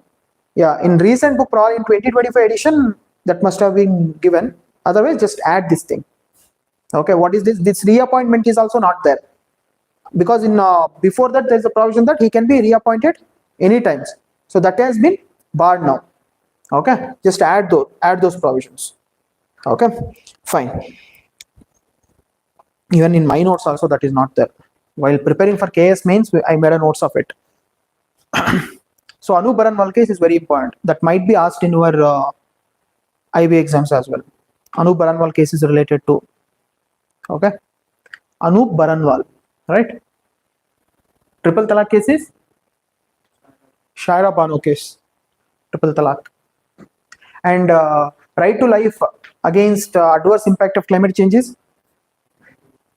No, not case name. Recent case, no? 2024. Right to life against adverse impact of climate change. Person name I'm asking. Ranjit Singh case. Okay. Because I have seen in one of the paper, one of the IB question paper, they have asked these cases. Okay, be careful with the recent one. Okay, fine. Because in your Lakshmikant it is given the problems, I mean the challenges or lacunas of election commission. One, the qualification is not provided in the constitution. Now it has been provided through the act. Then they are eligible for reappointment. That has been eliminated. But there is only one issue, that is they are eligible for other offices. Okay, fine. Next, what are the functions? Just don't write it, no need to. What are the functions of election commission? What they'll do? They'll conduct elections to Lok Sabha, Rajya Sabha, Assembly, Council, President, Vice President, right? They'll be conducted by Election Commission of India, right? And then they will prepare the electoral rolls. Means if you want to, all you guys have election voter ID, no? You said you don't have it, no? Apply it, right? It is your duty, especially if you are aspiring to become a civil servant, then you must have it, right? You have it, right? Now you will get smart card, like not smart, like your ATM card. Yeah, I filed a complaint that I have lost my old card and got the new one. Actually, I have both, but I have old one is like normal sheet paper, and they'll just do the lamination and give it. Now, like ATM card, you'll get it. Right? Your Aadhaar also, you have that big Aadhaar card, no? Just if you pay 50 rupees, you'll get that PVC card, like your ATM card, no? Yes. There is option for a PVC card. Pay 50 rupees and just apply for it.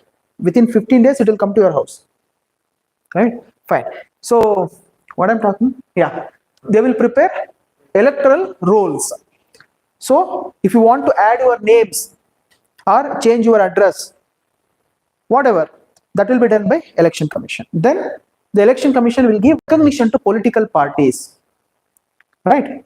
They will give recognition, and they will assign symbols to political parties or independent candidates. Assign symbol, and Election Commission will also act as a quasi judicial body if there is a dispute between related to ownership of the political party, right? Currently there was in 2 years ago there was an issue related to Shiv Sena and NCP also. Some people said, the Eknath Shinde group said Shiv Sena belongs to us.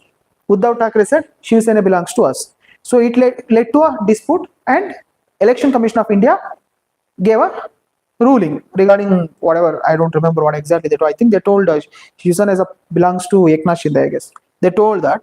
Then they can challenge it in the court. But if there is a dispute related to political parties, then that will be resolved by Election Commission of India, right? And they will issue Code of Conduct, COC, before elections. you know, code of conduct, right?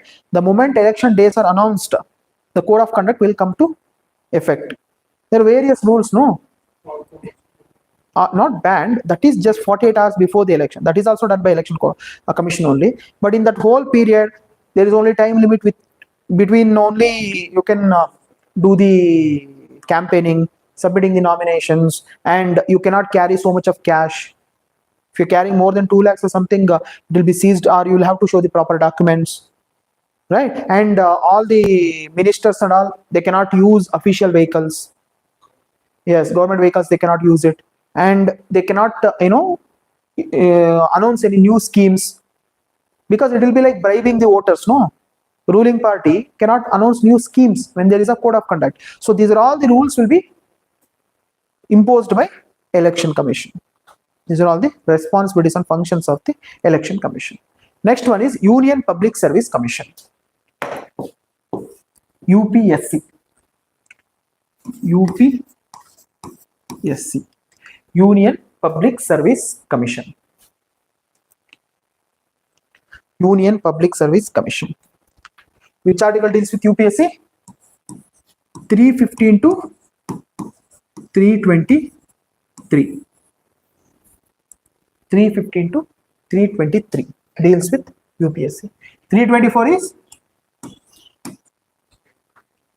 324.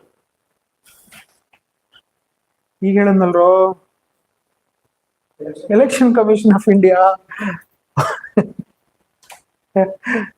324 is Election Commission of India, ECI. Yesterday I spoke about 323A and B. What is it? 323A and 323B.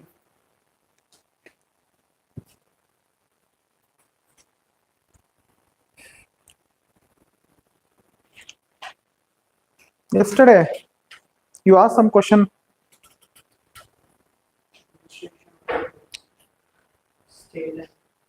Tribunals. 323A is related to administrative tribunals that can be formed only by Parliament. 323 deals with other tribunals. Center, both can form it. 323A, administrative tribunals that can be formed only by Parliament. So 23A and B deals with tribunals. Right? Fine. So Article 315 to 323 deals with Union Public Service Commission. During British era, which act provided for establishing Union Public Service Commission?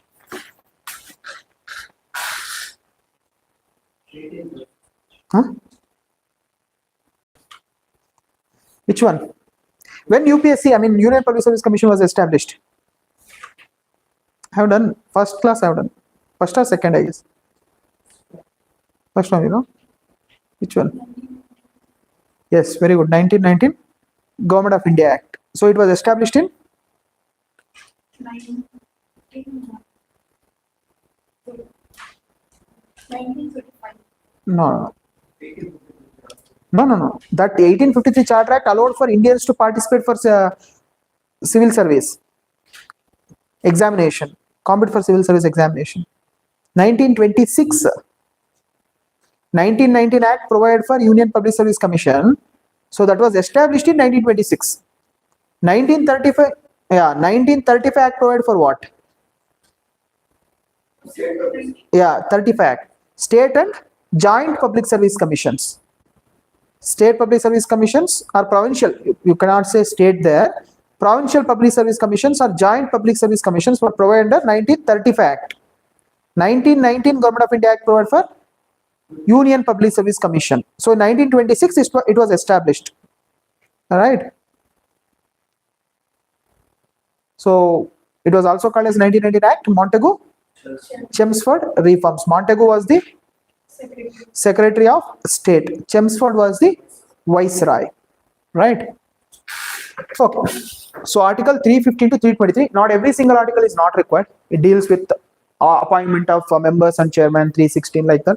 Every single article has different provisions. So we'll deal with appointment of members, chairman and members. Appointment.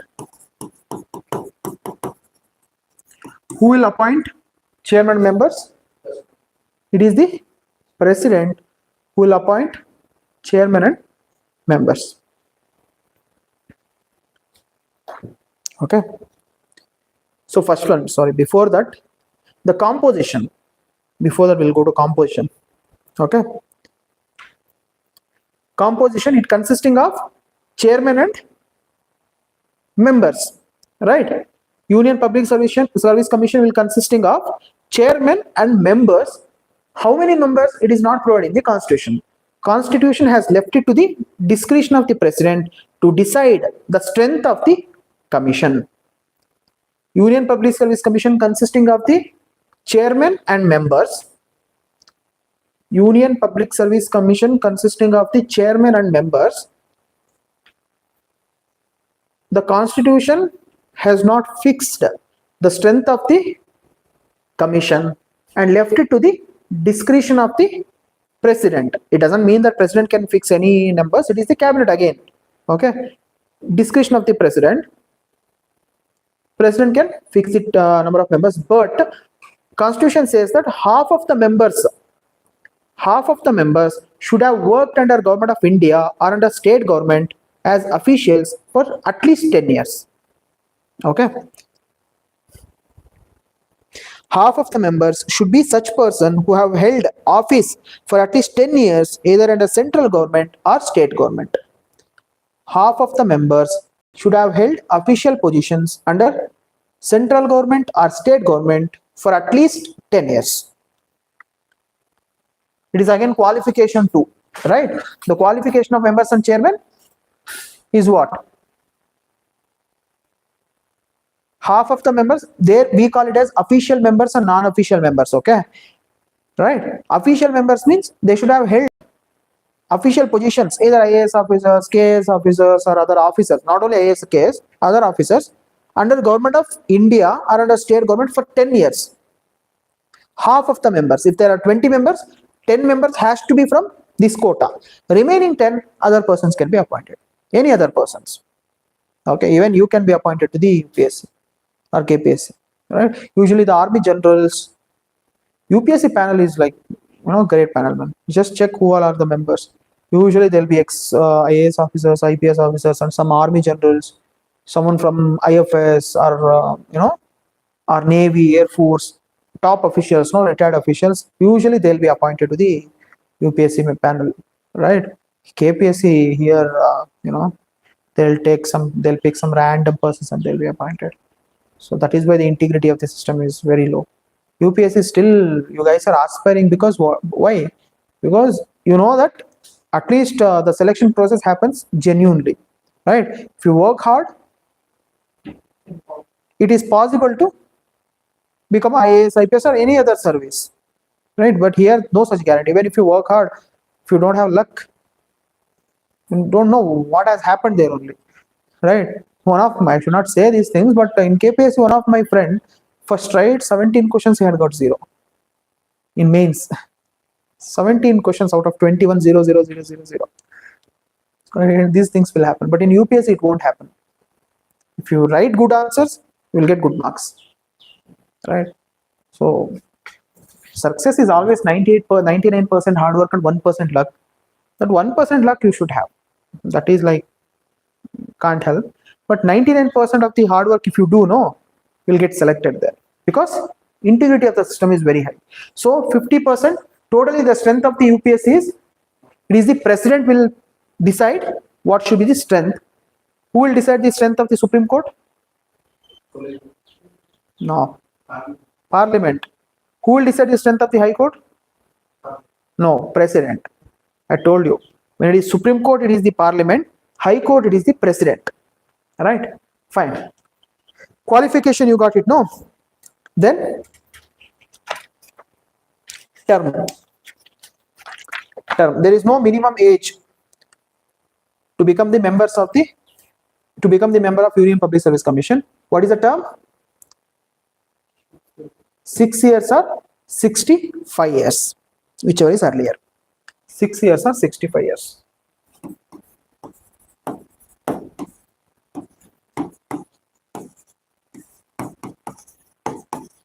66 years or 65 years, right? Fine. Then resignation, they'll resign to president. All right. Then removal. Removal. There are two circumstances. Just make a note of it. President can remove chairman or any other member under following circumstances. President can remove chairman and any other member under following circumstances. Following circumstances. First is if he has gone bankrupt. If he has gone bankrupt.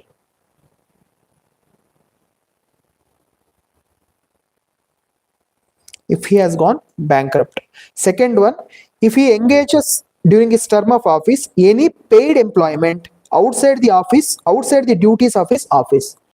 If he engages during his term of office, if he engages during his term of office any paid employment, if he engages during his term of office any paid employment, if he engages during his term of office any paid employment, okay, then C is, in the opinion of the president, he is unfit to continue in the office or in the office.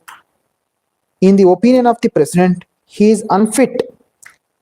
In the opinion of the president, he is unfit to continue in the office by reason of infirmity of mind or body.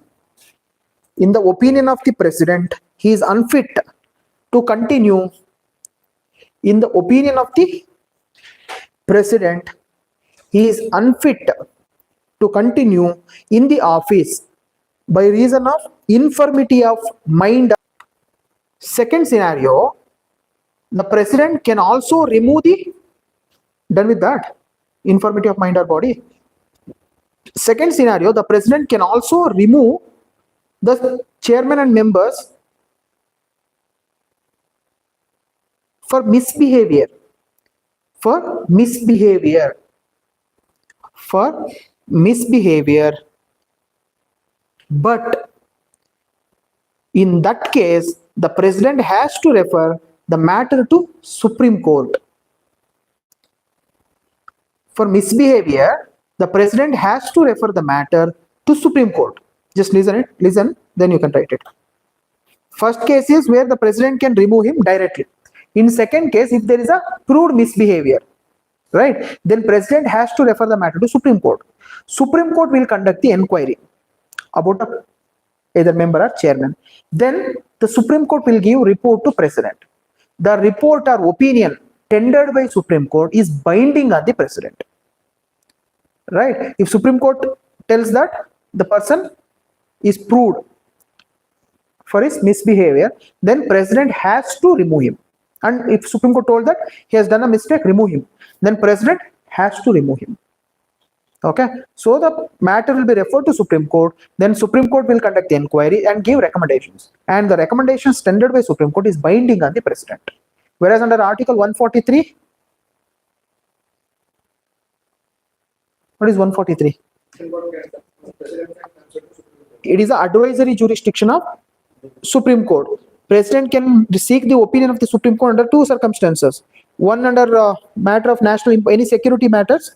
Second one for any pre-constitutional treaty. In first one, the opinion Supreme Court can refuse to give opinion. In second case, Supreme Court cannot refuse to give opinion. But the opinion tendered by the Supreme Court is not binding on the president under Article 143. But when it comes to UPSC, removal of the chairman members of the UPSC, the opinion tendered by the Supreme Court is binding on the president. Second one, you got it, no? For any proved misbehavior, the matter has to be referred to Supreme Court, and Supreme Court will conduct the inquiry, and the opinion tendered by the Supreme Court is binding on the president. Okay, then president will remove the member. Okay. Next, independence of UPSC.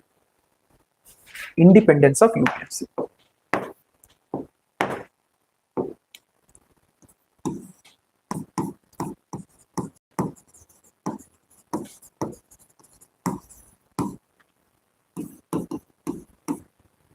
independence of UPSC. President and security of tenure. First one is security of tenure. The members and chairman can be removed only by president based on the provisions provided in the constitution, right? They have security of tenure. That's all you write it, security of tenure. Second one, same. The service conditions cannot be changed for their disadvantage after their appointment. The service conditions cannot be changed for their disadvantage after the appointment. Right? No?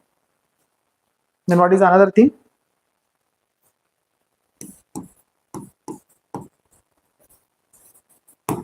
The expenditure is charged upon the consolidated fund of India. It is not made. It is charged upon the consolidated fund of India. Expenditure, that is salary and allowances. They are charged upon the consolidated fund of India. Which article deals with consolidated fund of India? 266. Right? Contingency fund of India? 67. Right? So, the expenditures charged on the consolidated fund of India, which is not subject to vote of the what? Parliament. Which is not subject to vote of the Parliament. Correct? No? Then, important thing is, the chairman is not eligible for reappointment and any other office under Government of India. The chairman is not eligible for, or you can write it like this: the chairman and members are not. No, first you write for chairman only. The chairman is not eligible for reappointment to the office of UPSC. Correct? No. Reappointment means office of UPSC only. No. The chairman is not eligible for reappointment. Okay. 1 point. Second one, just first you understand it, then you can write it. The members. The chairman is not eligible for reappointment, one thing, and chairman is not eligible for any other office under Government of India. Okay.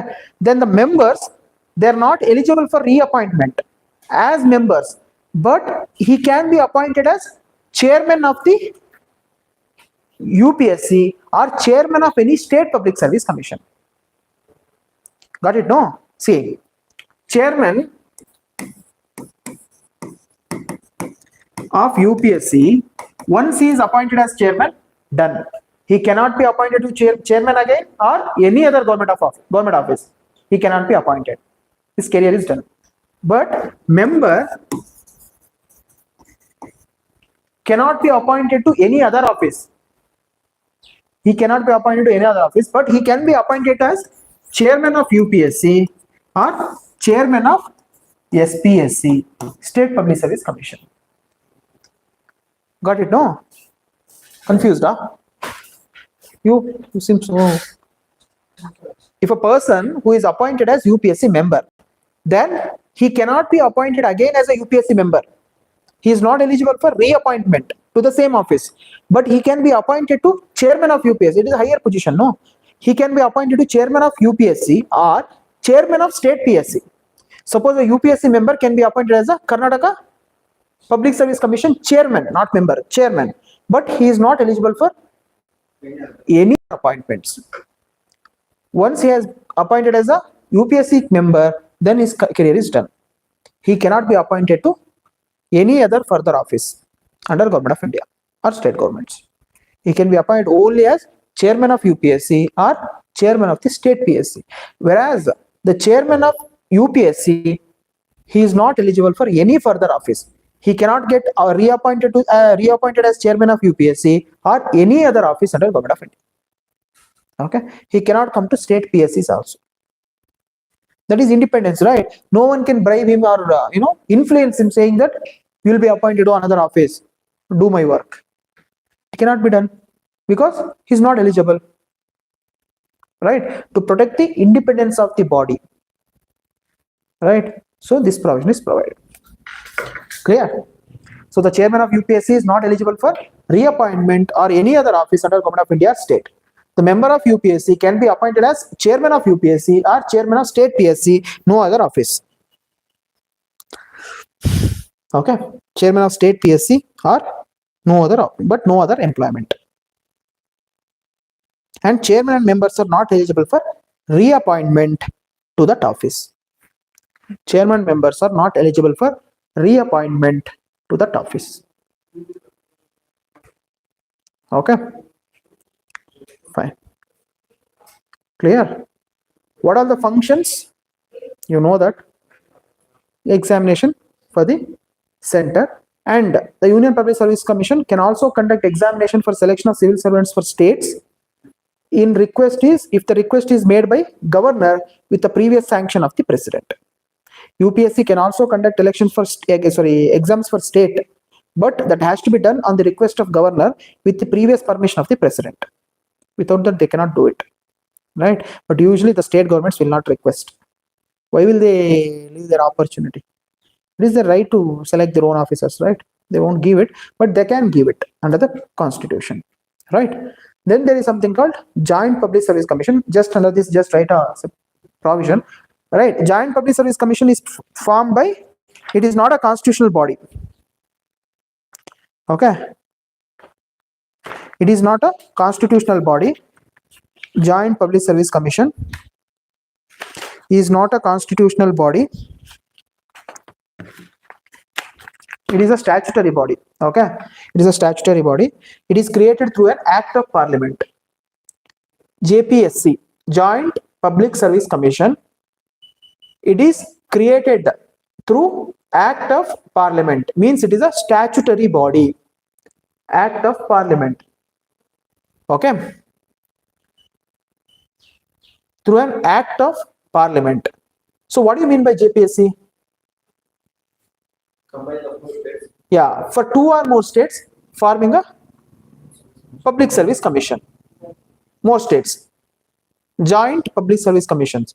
It is not a constitutional body, it is a statutory body. Okay.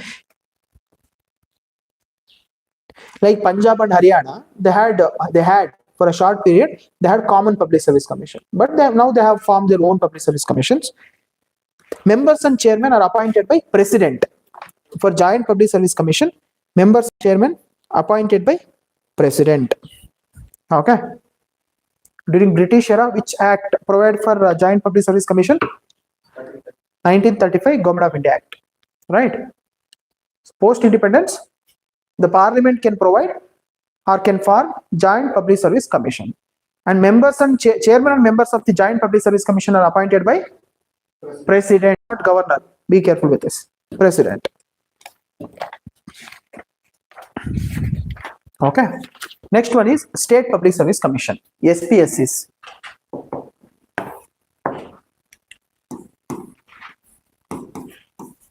SPSC, State Public Service Commission. Same article 315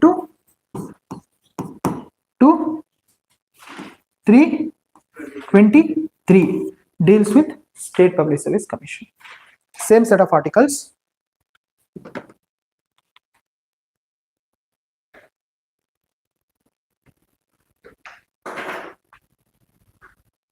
One second.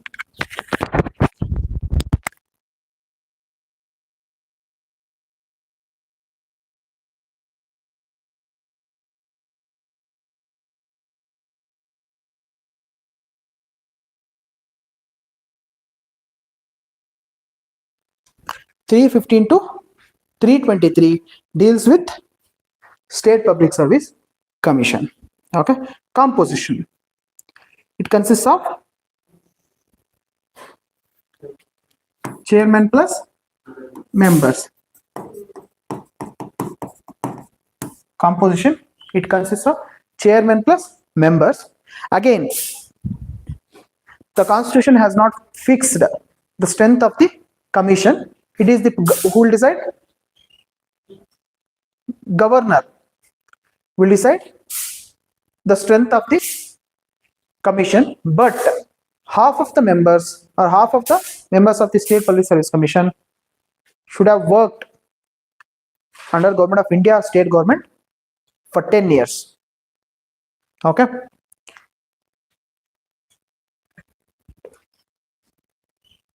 members have held office for 10 years in either state or central government. 10 years, either state or central government. Half of the members, minimum half of the members should have held office under either government of India or state. Okay, fine. Then qualification, that we are talking about qualification, right? No qualification is fixed. It is the at least half of the official members should have held office under government of India or state for 10 years, at least 10 years. Next term. What is the term for members and chairman of UPSC? So KPSC it is 6 or 62 years. 6 or 62 years. There it is 65. Here 6 year or until they attain the age of 62 years, whichever is early. Whichever is earlier, they can choose that. 6 years or 62 years. UPSC 6 years or 65 years. Okay, fine. They are appointed by who? Governor. Governor will appoint members and chairman of Union Public Service Commission. I spoke about state election commission. No, the members and chairman of state election commission, chief election commissioner of state election commission, is appointed by governor, but he can be removed by president. Similar to the judge of high court. That is not, state election commission is not there in your Lakshmikant. Okay, it is not there. He can be appointed by governor, but he can be removed only by president, similar to the judge of high court. High court, not Supreme Court, similar to the judge of high court. Bartini. Welcome to that. Okay. So next one is same thing. He is appointed by governor. He can be removed only by president, similar to the members of UPSC. There are two types I told na. If he is bankrupt, if he is working under either government of India, other paid employment, or unsound mind or body, in that case the president can remove him. For proved misbehavior, the matter has to be referred to Supreme Court. Then Supreme Court will conduct the inquiry and make recommendations. As per the recommendations, president can remove him. Similar to UPSC members, even though they are appointed by governor, they can be removed only by president. Appointed by governor, removed by president. Under two circumstances, I told you, right? First thing is they can be removed directly by president if there is if they declared bankrupt, right? Second one, unsound mind or body. Third one, if they are doing any paid employment other than members of KPSC or SPSC, right? In these circumstances, they can be removed by president. Suppose if they are for any misbehavior, then the matter has to be referred to Supreme Court. Supreme Court will conduct inquiry, and the opinion tendered by Supreme Court is binding on the president. Same with UPSC as well as State Public Service Commission. The opinion tendered by the Supreme Court is binding. Okay, but the governor can suspend the members and chairman. Okay, governor cannot remove them, but he can suspend them. Clear? Governor can suspend the members and chairman. Next one is independence. Independence.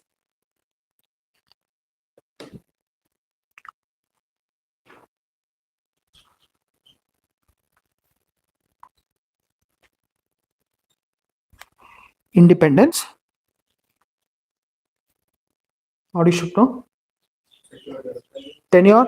He can be removed, whether the members and chairmen, so even though they are appointed by governor, they can be removed only by president. Then expenditure is charged fund of state. Yeah, the expenses of the State Public Service Commissions are charged on the consolidated fund of state, not India. UPSC is India. SPSC is it is charged on the consolidated fund of state. Okay. Then the chairman of SPSC is eligible for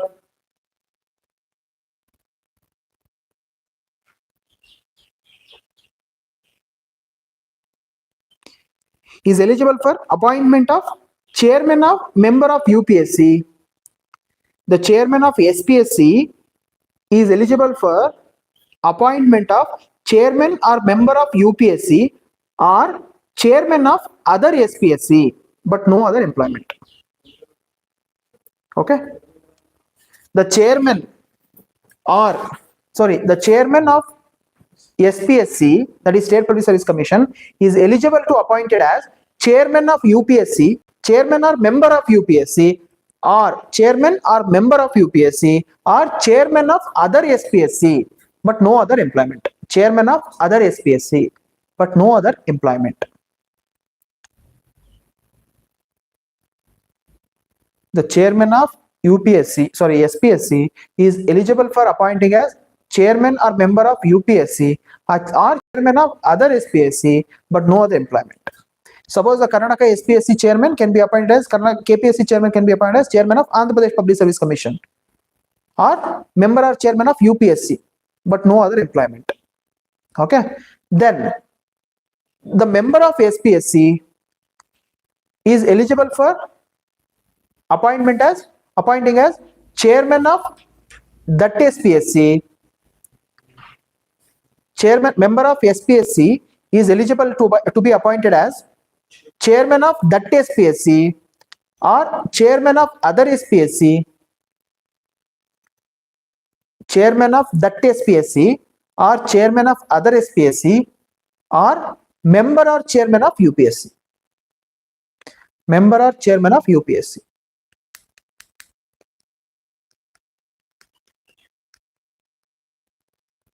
Okay. The member of SPSC is eligible to be appointed as chairman of that SPSC or chairman of other SPSC or member or chairman of UPSC. Member or chairman of UPSC. Clear? Want me to dictate it again? Done, right? But chairman and members of SPSC, they are not eligible for reappointment. Okay. Chairman and members are not eligible for reappointment. Chairman and members are not eligible for reappointment. Chairman and members are not eligible for reappointment. What do you mean by that? What do you mean by that? They cannot be appointed as member again, or if he is a chairman of State Public Service Commission, then he cannot be appointed as chairman again. If he is a member of State Public Service Commission, once his term is over, he cannot be reappointed as member again. Only one term. If he is a member, he can be appointed to chairman or chairman of other Public Service Commission or member or chairman of UPSC, but not the member again in that state. Right? If he is a chairman of State Public Service Commission, he can be appointed to chairman of UPSC or member of UPSC or chairman of other State Public Service Commission, but he cannot be appointed as chairman of that Public Service Commission again, and he is not eligible for any other employment other than this. Okay. So once he becomes the chairman of State Public Service Commission, his service as a part of Public Service Commission in that particular state is over. Then he can be appointed to chairman of other state or chairman of a member of UPSC. Okay. Clear? They can ask a statement relating to this. Okay. Fine. What are the functions? Again, same thing. Recruitment, all those things. Okay. Fine. Next is Finance Commission. Finance Commission.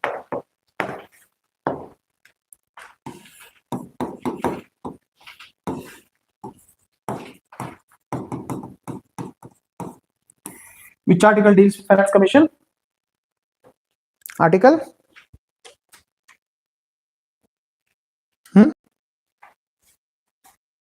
What? 280.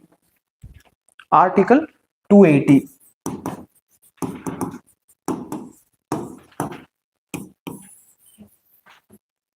Deals with Finance Commission. It is a constitutional body established to protect the fiscal federalism. fiscal federalism.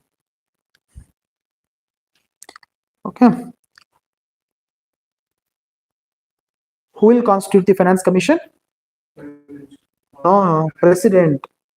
Finance Commission is constituted by President after every 5 years or before that also, if he seems necessary. If he finds necessary, he can constitute it after 5 years or before that also. Okay. Finance Commission is constituted by President. Just remember, no constitutional body will be constituted by Prime Minister. Every constitutional bodies will be constituted by President only. He is the head of the state. Right? Fine. Next, composition. Consisting of chairman plus 4 other members.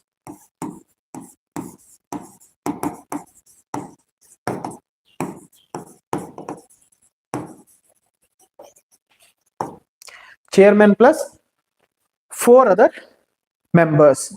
Finance Commission will consist of chairman plus 4 other members.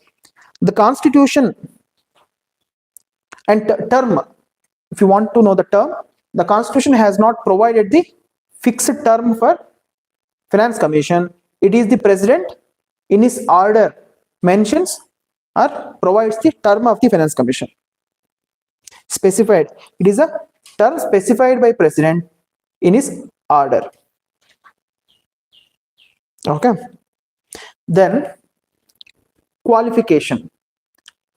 The constitution has not prescribed the qualification of chairman members and left it to the parliament. Qualification of member and chairman, the constitution has not fixed the qualification of members and chairman of Finance Commission and left it to the parliament. So parliament has fixed qualification of member and chairman and members. Okay. Chairman should be a person. If you want to write, I'll dictate. It's okay, na? So chairman should be a person having knowledge of or experience in public affairs. Okay. Then 4 members. First member, a person who is a judge of high court. Okay, want to write it on? Yeah. Chairman should be a person having experience or knowledge in public affairs. Okay. Public affairs. Okay. Then member 1, we're talking about qualification of other 4 members. Member 1, a judge of a high court or one qualified to be appointed as judge. Judge of a high court or one qualified to be appointed as one. Okay. Second one, a person who has specialized knowledge of finance and accounts of the government. One who has specialized knowledge of finance and accounts of the government. Accounts of the government. Then accounts of the government.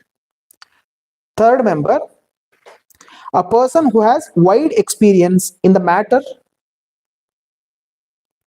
of administration. A person who has wide experience in the matter of administration. Matter of administration. 4, a person who has special knowledge of economics. A person who has special knowledge of economics. Person who has special knowledge of economics. Special knowledge of economics. Person who has special knowledge of economics. Okay. There are 4 members in the Finance Commission plus 1 chairman. Okay. Currently we are having 16th Finance Commission. Right. 16th. I think Arvind Panagaria is the chairman, I guess. Just check it. Who is the chairman of 16th, 15th and 14th. Okay. 16th, 15th and 14th. Check it. I think Arvind Panagaria is recently appointed as chairman. 26 to 31, I guess, the term of the 16th Finance Commission. 26 to 31. 21 to 26 is the recommendation of 15th Finance Commission. I think NK Singh. 26 to 31 is 16th Finance Commission. Is already formed. They'll make the recommendations that will be implemented in the period of 26 to 31. Now, just don't write it, just understand now. Because it is there in the Lakshmikant only. First, you should understand. See, Why the Finance Commission is formed? What are the responsibilities of Finance Commission? I said to protect the fiscal federalism. So what Constitution says is the Finance Commission will fulfill those responsibilities which are given by President, right? What is the responsibilities? It will recommend or it will make recommendations to President regarding the formula to be followed in dividing the revenues between center and states, right? On what ratio the tax revenues should be divided between center and state. One. Second one, it will make recommendations to President, because President is formed, it will make recommendation to President, means to the government, make recommendations regarding on what ratio should be followed in dividing the revenue between the states, right? And on what formula to be followed in making grants to the states, special grants to the states. Okay, it will make recommendations like special statuses. If there are any underdeveloped states, extra money should be given, how much should be given, and what formula should to be followed. That will be recommended by Finance Commission. And it will also make recommendations regarding strengthening the Panchayat Raj institutions in financial aspects. That will also recommended by Union Finance Commission. Yeah, State Finance Commission with respect to Panchayat from the state government. It will make recommendation how to strengthen the consolidated fund of state to fulfill the demand of the panchayats. Okay, state finance commission, it will make recommendation regarding how the revenue should be or how the grant should be given to the panchayat institutions from state governments. Okay, whereas National Finance Commission, it will make recommendations regarding how to strengthen the state financial positions in order to strengthen the panchayats. Okay, see, there will be Panchayat Raj Finance Commission grants directly to the local bodies from union governments.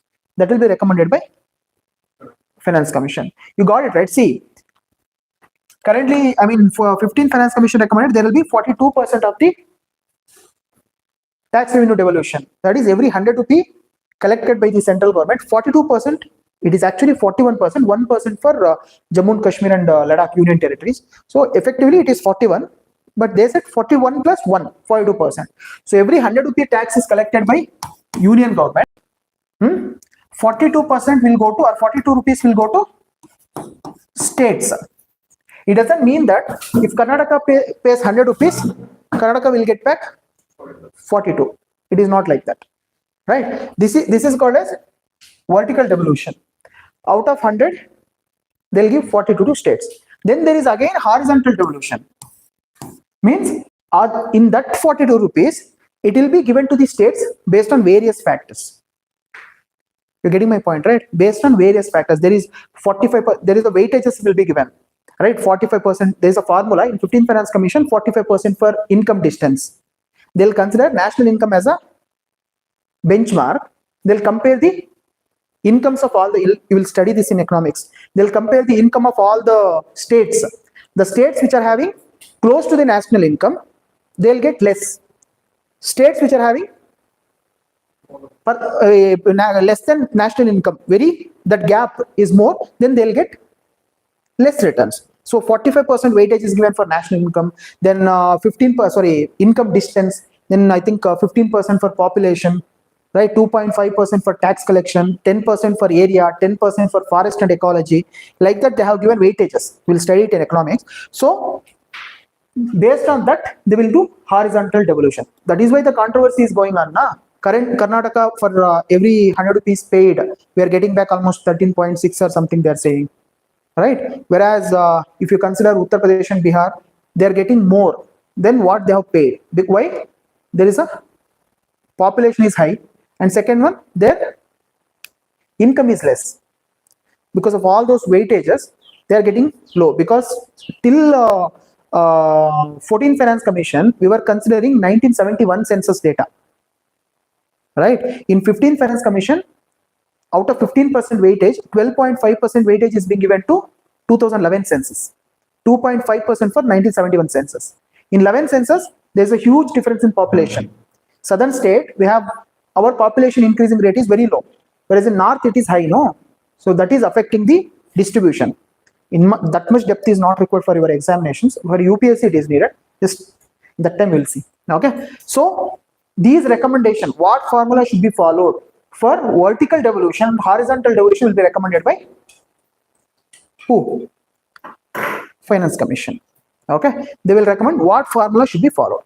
Right. So currently in for 26, whatever the 15 Finance Commission recommended, that was followed from 2021 to 2026. 26 to 31, it is the 16th Finance Commission. That will, the commission will give recommendations based on the recommendations, and the recommendation given by the Finance Commission is not binding on the government. It is not binding. Means if the Finance Commission told 42%, it doesn't mean that the Government of India must approve it. They can modify it. They are just recommendations. Getting my point, right? They are just recommendations. The recommendations given by Finance Commission is not binding on the government. Clear? Understood, right? Fine. Okay. Next one is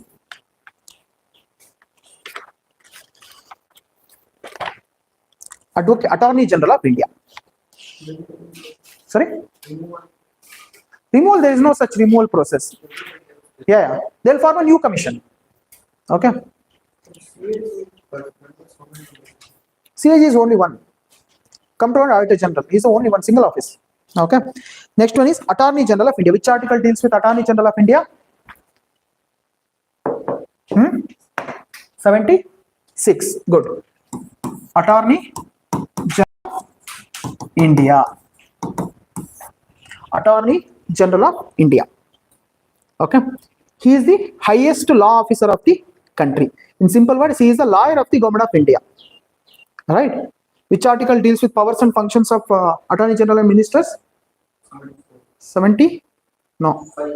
74 is 75 is related to. Oh yeah. There is one article that deals with powers of Attorney General and Ministers. They can take part in the proceedings of the either house. They can speak. 78.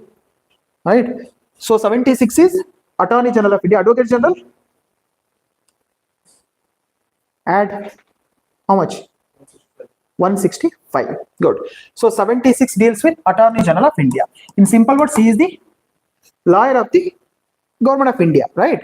He is the highest law officer of the country. Who will appoint him? He is appointed by President. Appointed by President. Right? What is the term? Any idea? No, he does not have any fixed term. He holds office during the pleasure of the President. Right? There is no fixed term. He holds office during the pleasure of the President. Means the President can remove him anytime through an order. Okay? Usually, no, when a government changes, no, the Attorney General will change. Right? He will appoint, because again, he represents the government. Now, he will have to defend government in Supreme Court and High Courts, right? So, usually he belongs to the ruling party, or who is familiar with the ideology of ruling party. So, that is why a new Attorney General will be appointed. So, there is no fixed tenure. He holds office during the pleasure of the President. The President can remove him at any time. Qualification, he should be qualified to be appointed as Judge of Supreme Court. Qualification, he should be qualified to be appointed as Judge of Supreme Court. What are the qualifications to be appointed as Judge of Supreme Court? Qualifications. Who can be appointed as Judge of Supreme Court? 10 or 5? High Court. 5 years in High Court. 10 years as advocate in High Court. Right? And distinguished jurist. Right? 5, 10. But in High Court it is 10, 10. 10 years in judicial office, 10 years advocate. That's all. Supreme Court, 5 years Judge of High Court or successive High Courts, or 10 years as advocate. So if he has these qualifications, then he can be appointed as Attorney General of India. Right? So he should be qualified to be appointed as Judge of Supreme Court. Then only he can be appointed as Attorney General. Okay? Fine. Duties and functions. Okay. He is the Chief Law Officer of Government of India.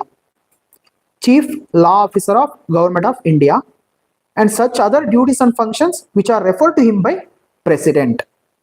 Such other duties and functions referred to him by President. He is the highest law officer of Government of India.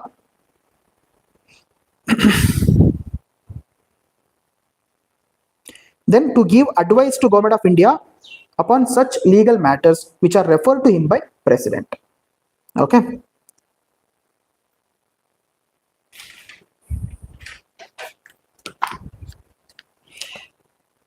Just no need to write, just listen. So he will represent the Government of India in Supreme Court, where Government of India is a party. All right, he will represent Government of India Supreme Court. If he'll represent Government of India in High Court as well, if there are any case related to Government of India. I spoke about EWS,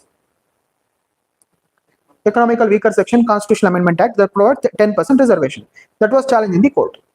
Then someone has to defend the Government of India, na?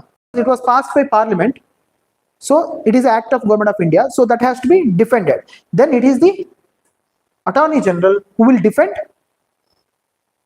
the Government of India in Parliament.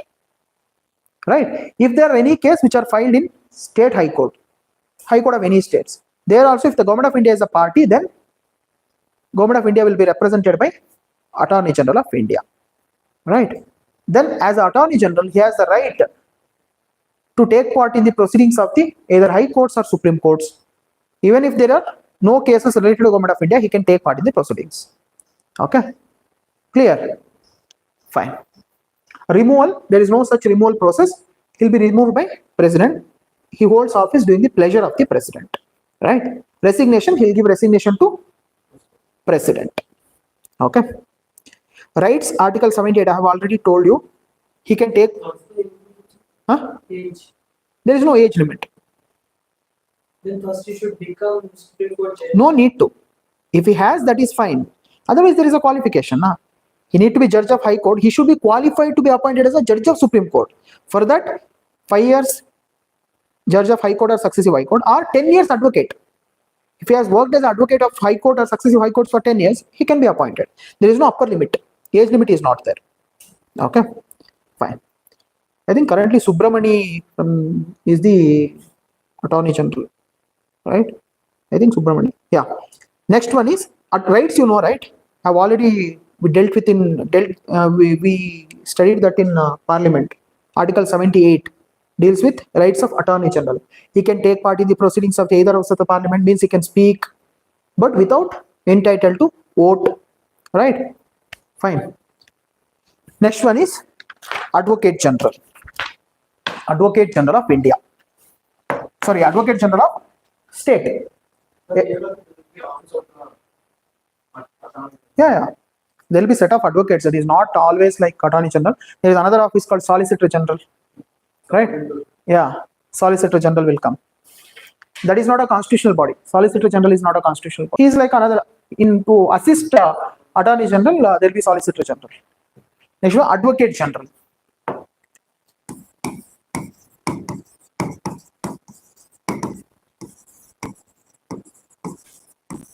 Advocate General. Every state will have one Advocate General. He is appointed by Governor. Which article deals with Advocate General? 165. He is a part of, so I forgot to tell you that. Attorney General is a part of? No. Executive. Right? What part of executive? President, Vice President, Prime Minister, Council of Ministers, and Attorney General. Similarly, in state, whole are part of state executive, Governor, CM, and Council of Ministers, Advocate General. Good. So, Advocate General is a part of state executive. Right? Article 165 with Advocate General. Article 160, how much? Powers of Advocate General. 167. Yes. 167 deals with powers of Attorney General, Advocate General and Ministers. Right? Advocate General and Ministers. So he is appointed by governor. What is the term? There is no fixed term. He holds office during the pleasure of governor, right? He is the highest law officer of the state. He represents the state government in state high court, or if necessary, sorry. I think the state government, Yeah, it will be recommended by state government only, but appointed by president. Sorry, governor. Yeah, yeah. They will appoint them as governor. Again, if it is president, means again on recommendation of what? Cabinet. Yeah, right. On governor cannot take decision on his own, na? So it is on recommendation of cabinet. So once the government changes, I told you, right, based on their ideologies or their preferences, they will appoint a person or advocate who is suitable for them as advocate general. That is why it is not, he has not given fixed tenure, right? He holds office during the pleasure of the governor. There it is pleasure of the president. Once through the order of president or through the order of governor, he can be removed. Anytime he can be removed, right? Currently, I think Vishwajit Shetty in Karnataka, he is the advocate general. Vishwajit Shetty. So he is appointed by Vishwajit sir, Vishwanath's son. Vishwanath, he was a Lokayukta, ex-Lokayukta. His son is a Vishwajit. So governor will appoint a advocate general. Removal, there is no specific procedure. Through an order of governor, he can be removed. He is the highest law officer of the state. Okay.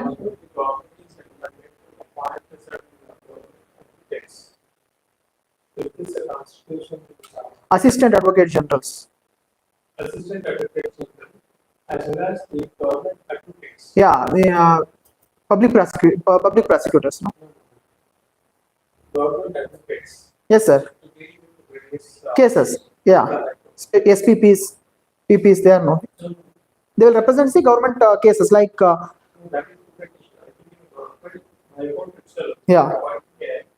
Separate government advocates. Yes, sir. They are appointed by actually High Court. As like that's Yeah.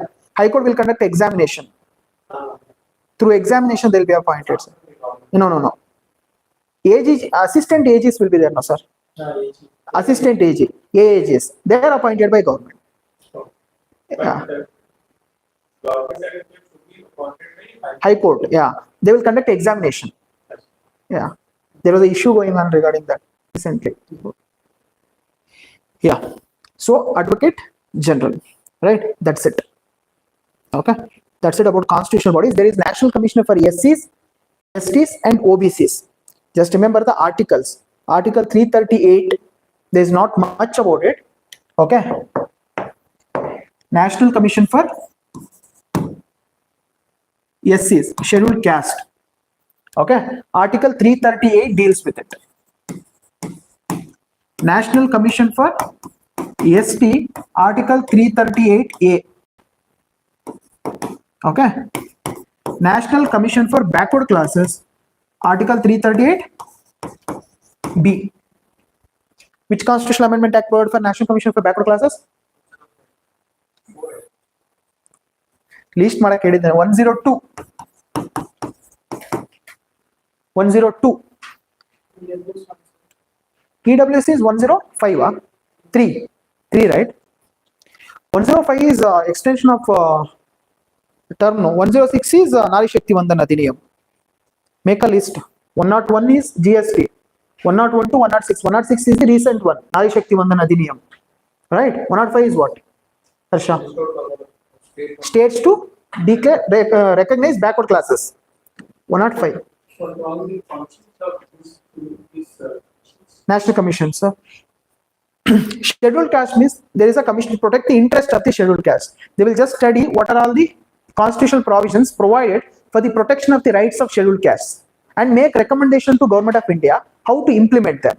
First thing, and if there are any interest of the scheduled castes are not protected or violated, then they can take up a sumoto case. They can take up a case and they will submit a report to the Government of India, but they cannot take any actions on their own. They can only make recommendation to Government of India. regarding the welfare of the scheduled castes and overseeing the implementation of the schemes which are particularly for scheduled castes, whether they are effectively implemented or not throughout India. Yes, there is again state commission for scheduled castes and backward classes. That will be done by, currently the backward class commission is submitting the reports. Earlier there was a single commission, sir. National Commission for Scheduled Castes and Scheduled Tribes. In 2003 they bifurcated it. Through an amendment, they made National Commission for SCs and National Commission for STs.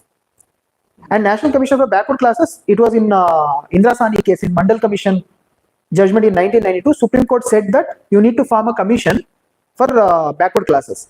So they formed a statutory body through an act of parliament. Through 102nd Constitutional Amendment Act, they made it as a constitutional body. So earlier it was a statutory body. So remember these articles. Okay, there is nothing much related to this. Okay, fine. That's about constitutional bodies. Okay, so what you have to do is done. So statutory non-constitutional bodies, just there is a National Commission for Protection of Human Rights. There is an Amendment Act in our Lakshmikant. I don't know whether it is given or not. There is a National Commission for Human Rights Act, Amendment Act 2019. Right? Just make a note of it. 19, Human Rights Protection Act 2019.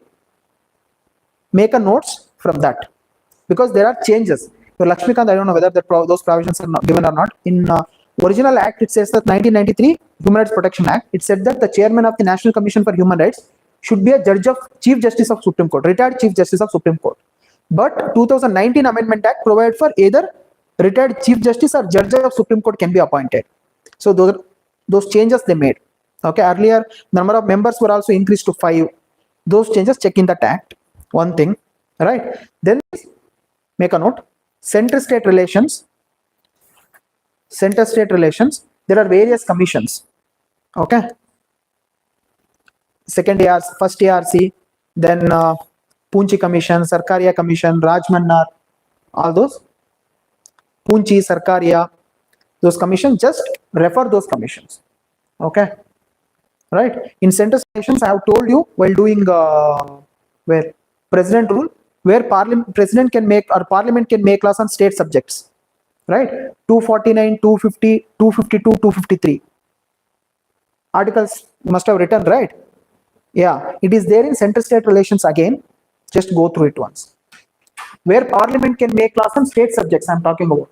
249, 250. What is 249? When Rajya Sabha passes a resolution. 249, 250 during national emergency, 252 when 2 or more states makes a request, 253 to give effect to any international treaty. Right? Read those articles. 249, 250, 252, 253. Okay, in center state relations. Read that. Plus, you should read that those commissions. Okay, fine. Then statutory body, Human Rights Commission, that you should read properly. That is the only thing which is very much important there. Nittur IAS, if possible, read. That is not required for your examination very much. Then, except that, I have done almost everything. Okay, fine. Those emergency, this one, what basic structure theory and all. For this IB exam, it is not required. For UPSC, you have to go through it. Okay. What about the Lokpal? Lokpal is also no, that is not a constitutional body, sir. That is a statutory body. So that, yeah, Lokpal and Lokayukta, just go through it. Lokpal and Lokayukta Act is there, na? Just go through it once. Okay. In your Lakshmikant, it is given. In latest version, it is given. Okay. Just note down who will appoint the Lokpal, what is the composition of the Lokpal, and how to remove judge. Right. If you are reading for mains, there is an article in Hindu. If you just Google Lokpal and Hindu, you'll get an article. Just go through it. It is very nice. Regarding the controversies, why Lokpal is not so successful, all those things are given. Sir, is this local Lokpal at the center, Lokayukta in the states. States, Lokpal at center. Okay. Lokpal and Lokayukta Act is there. Just provision, just Lokpal and Lokayukta Act, UPSC you give. in Google, you'll get various articles, or in Lakshmikant it is given. Okay. So that's all. Rest, if you have any doubts, you can ask.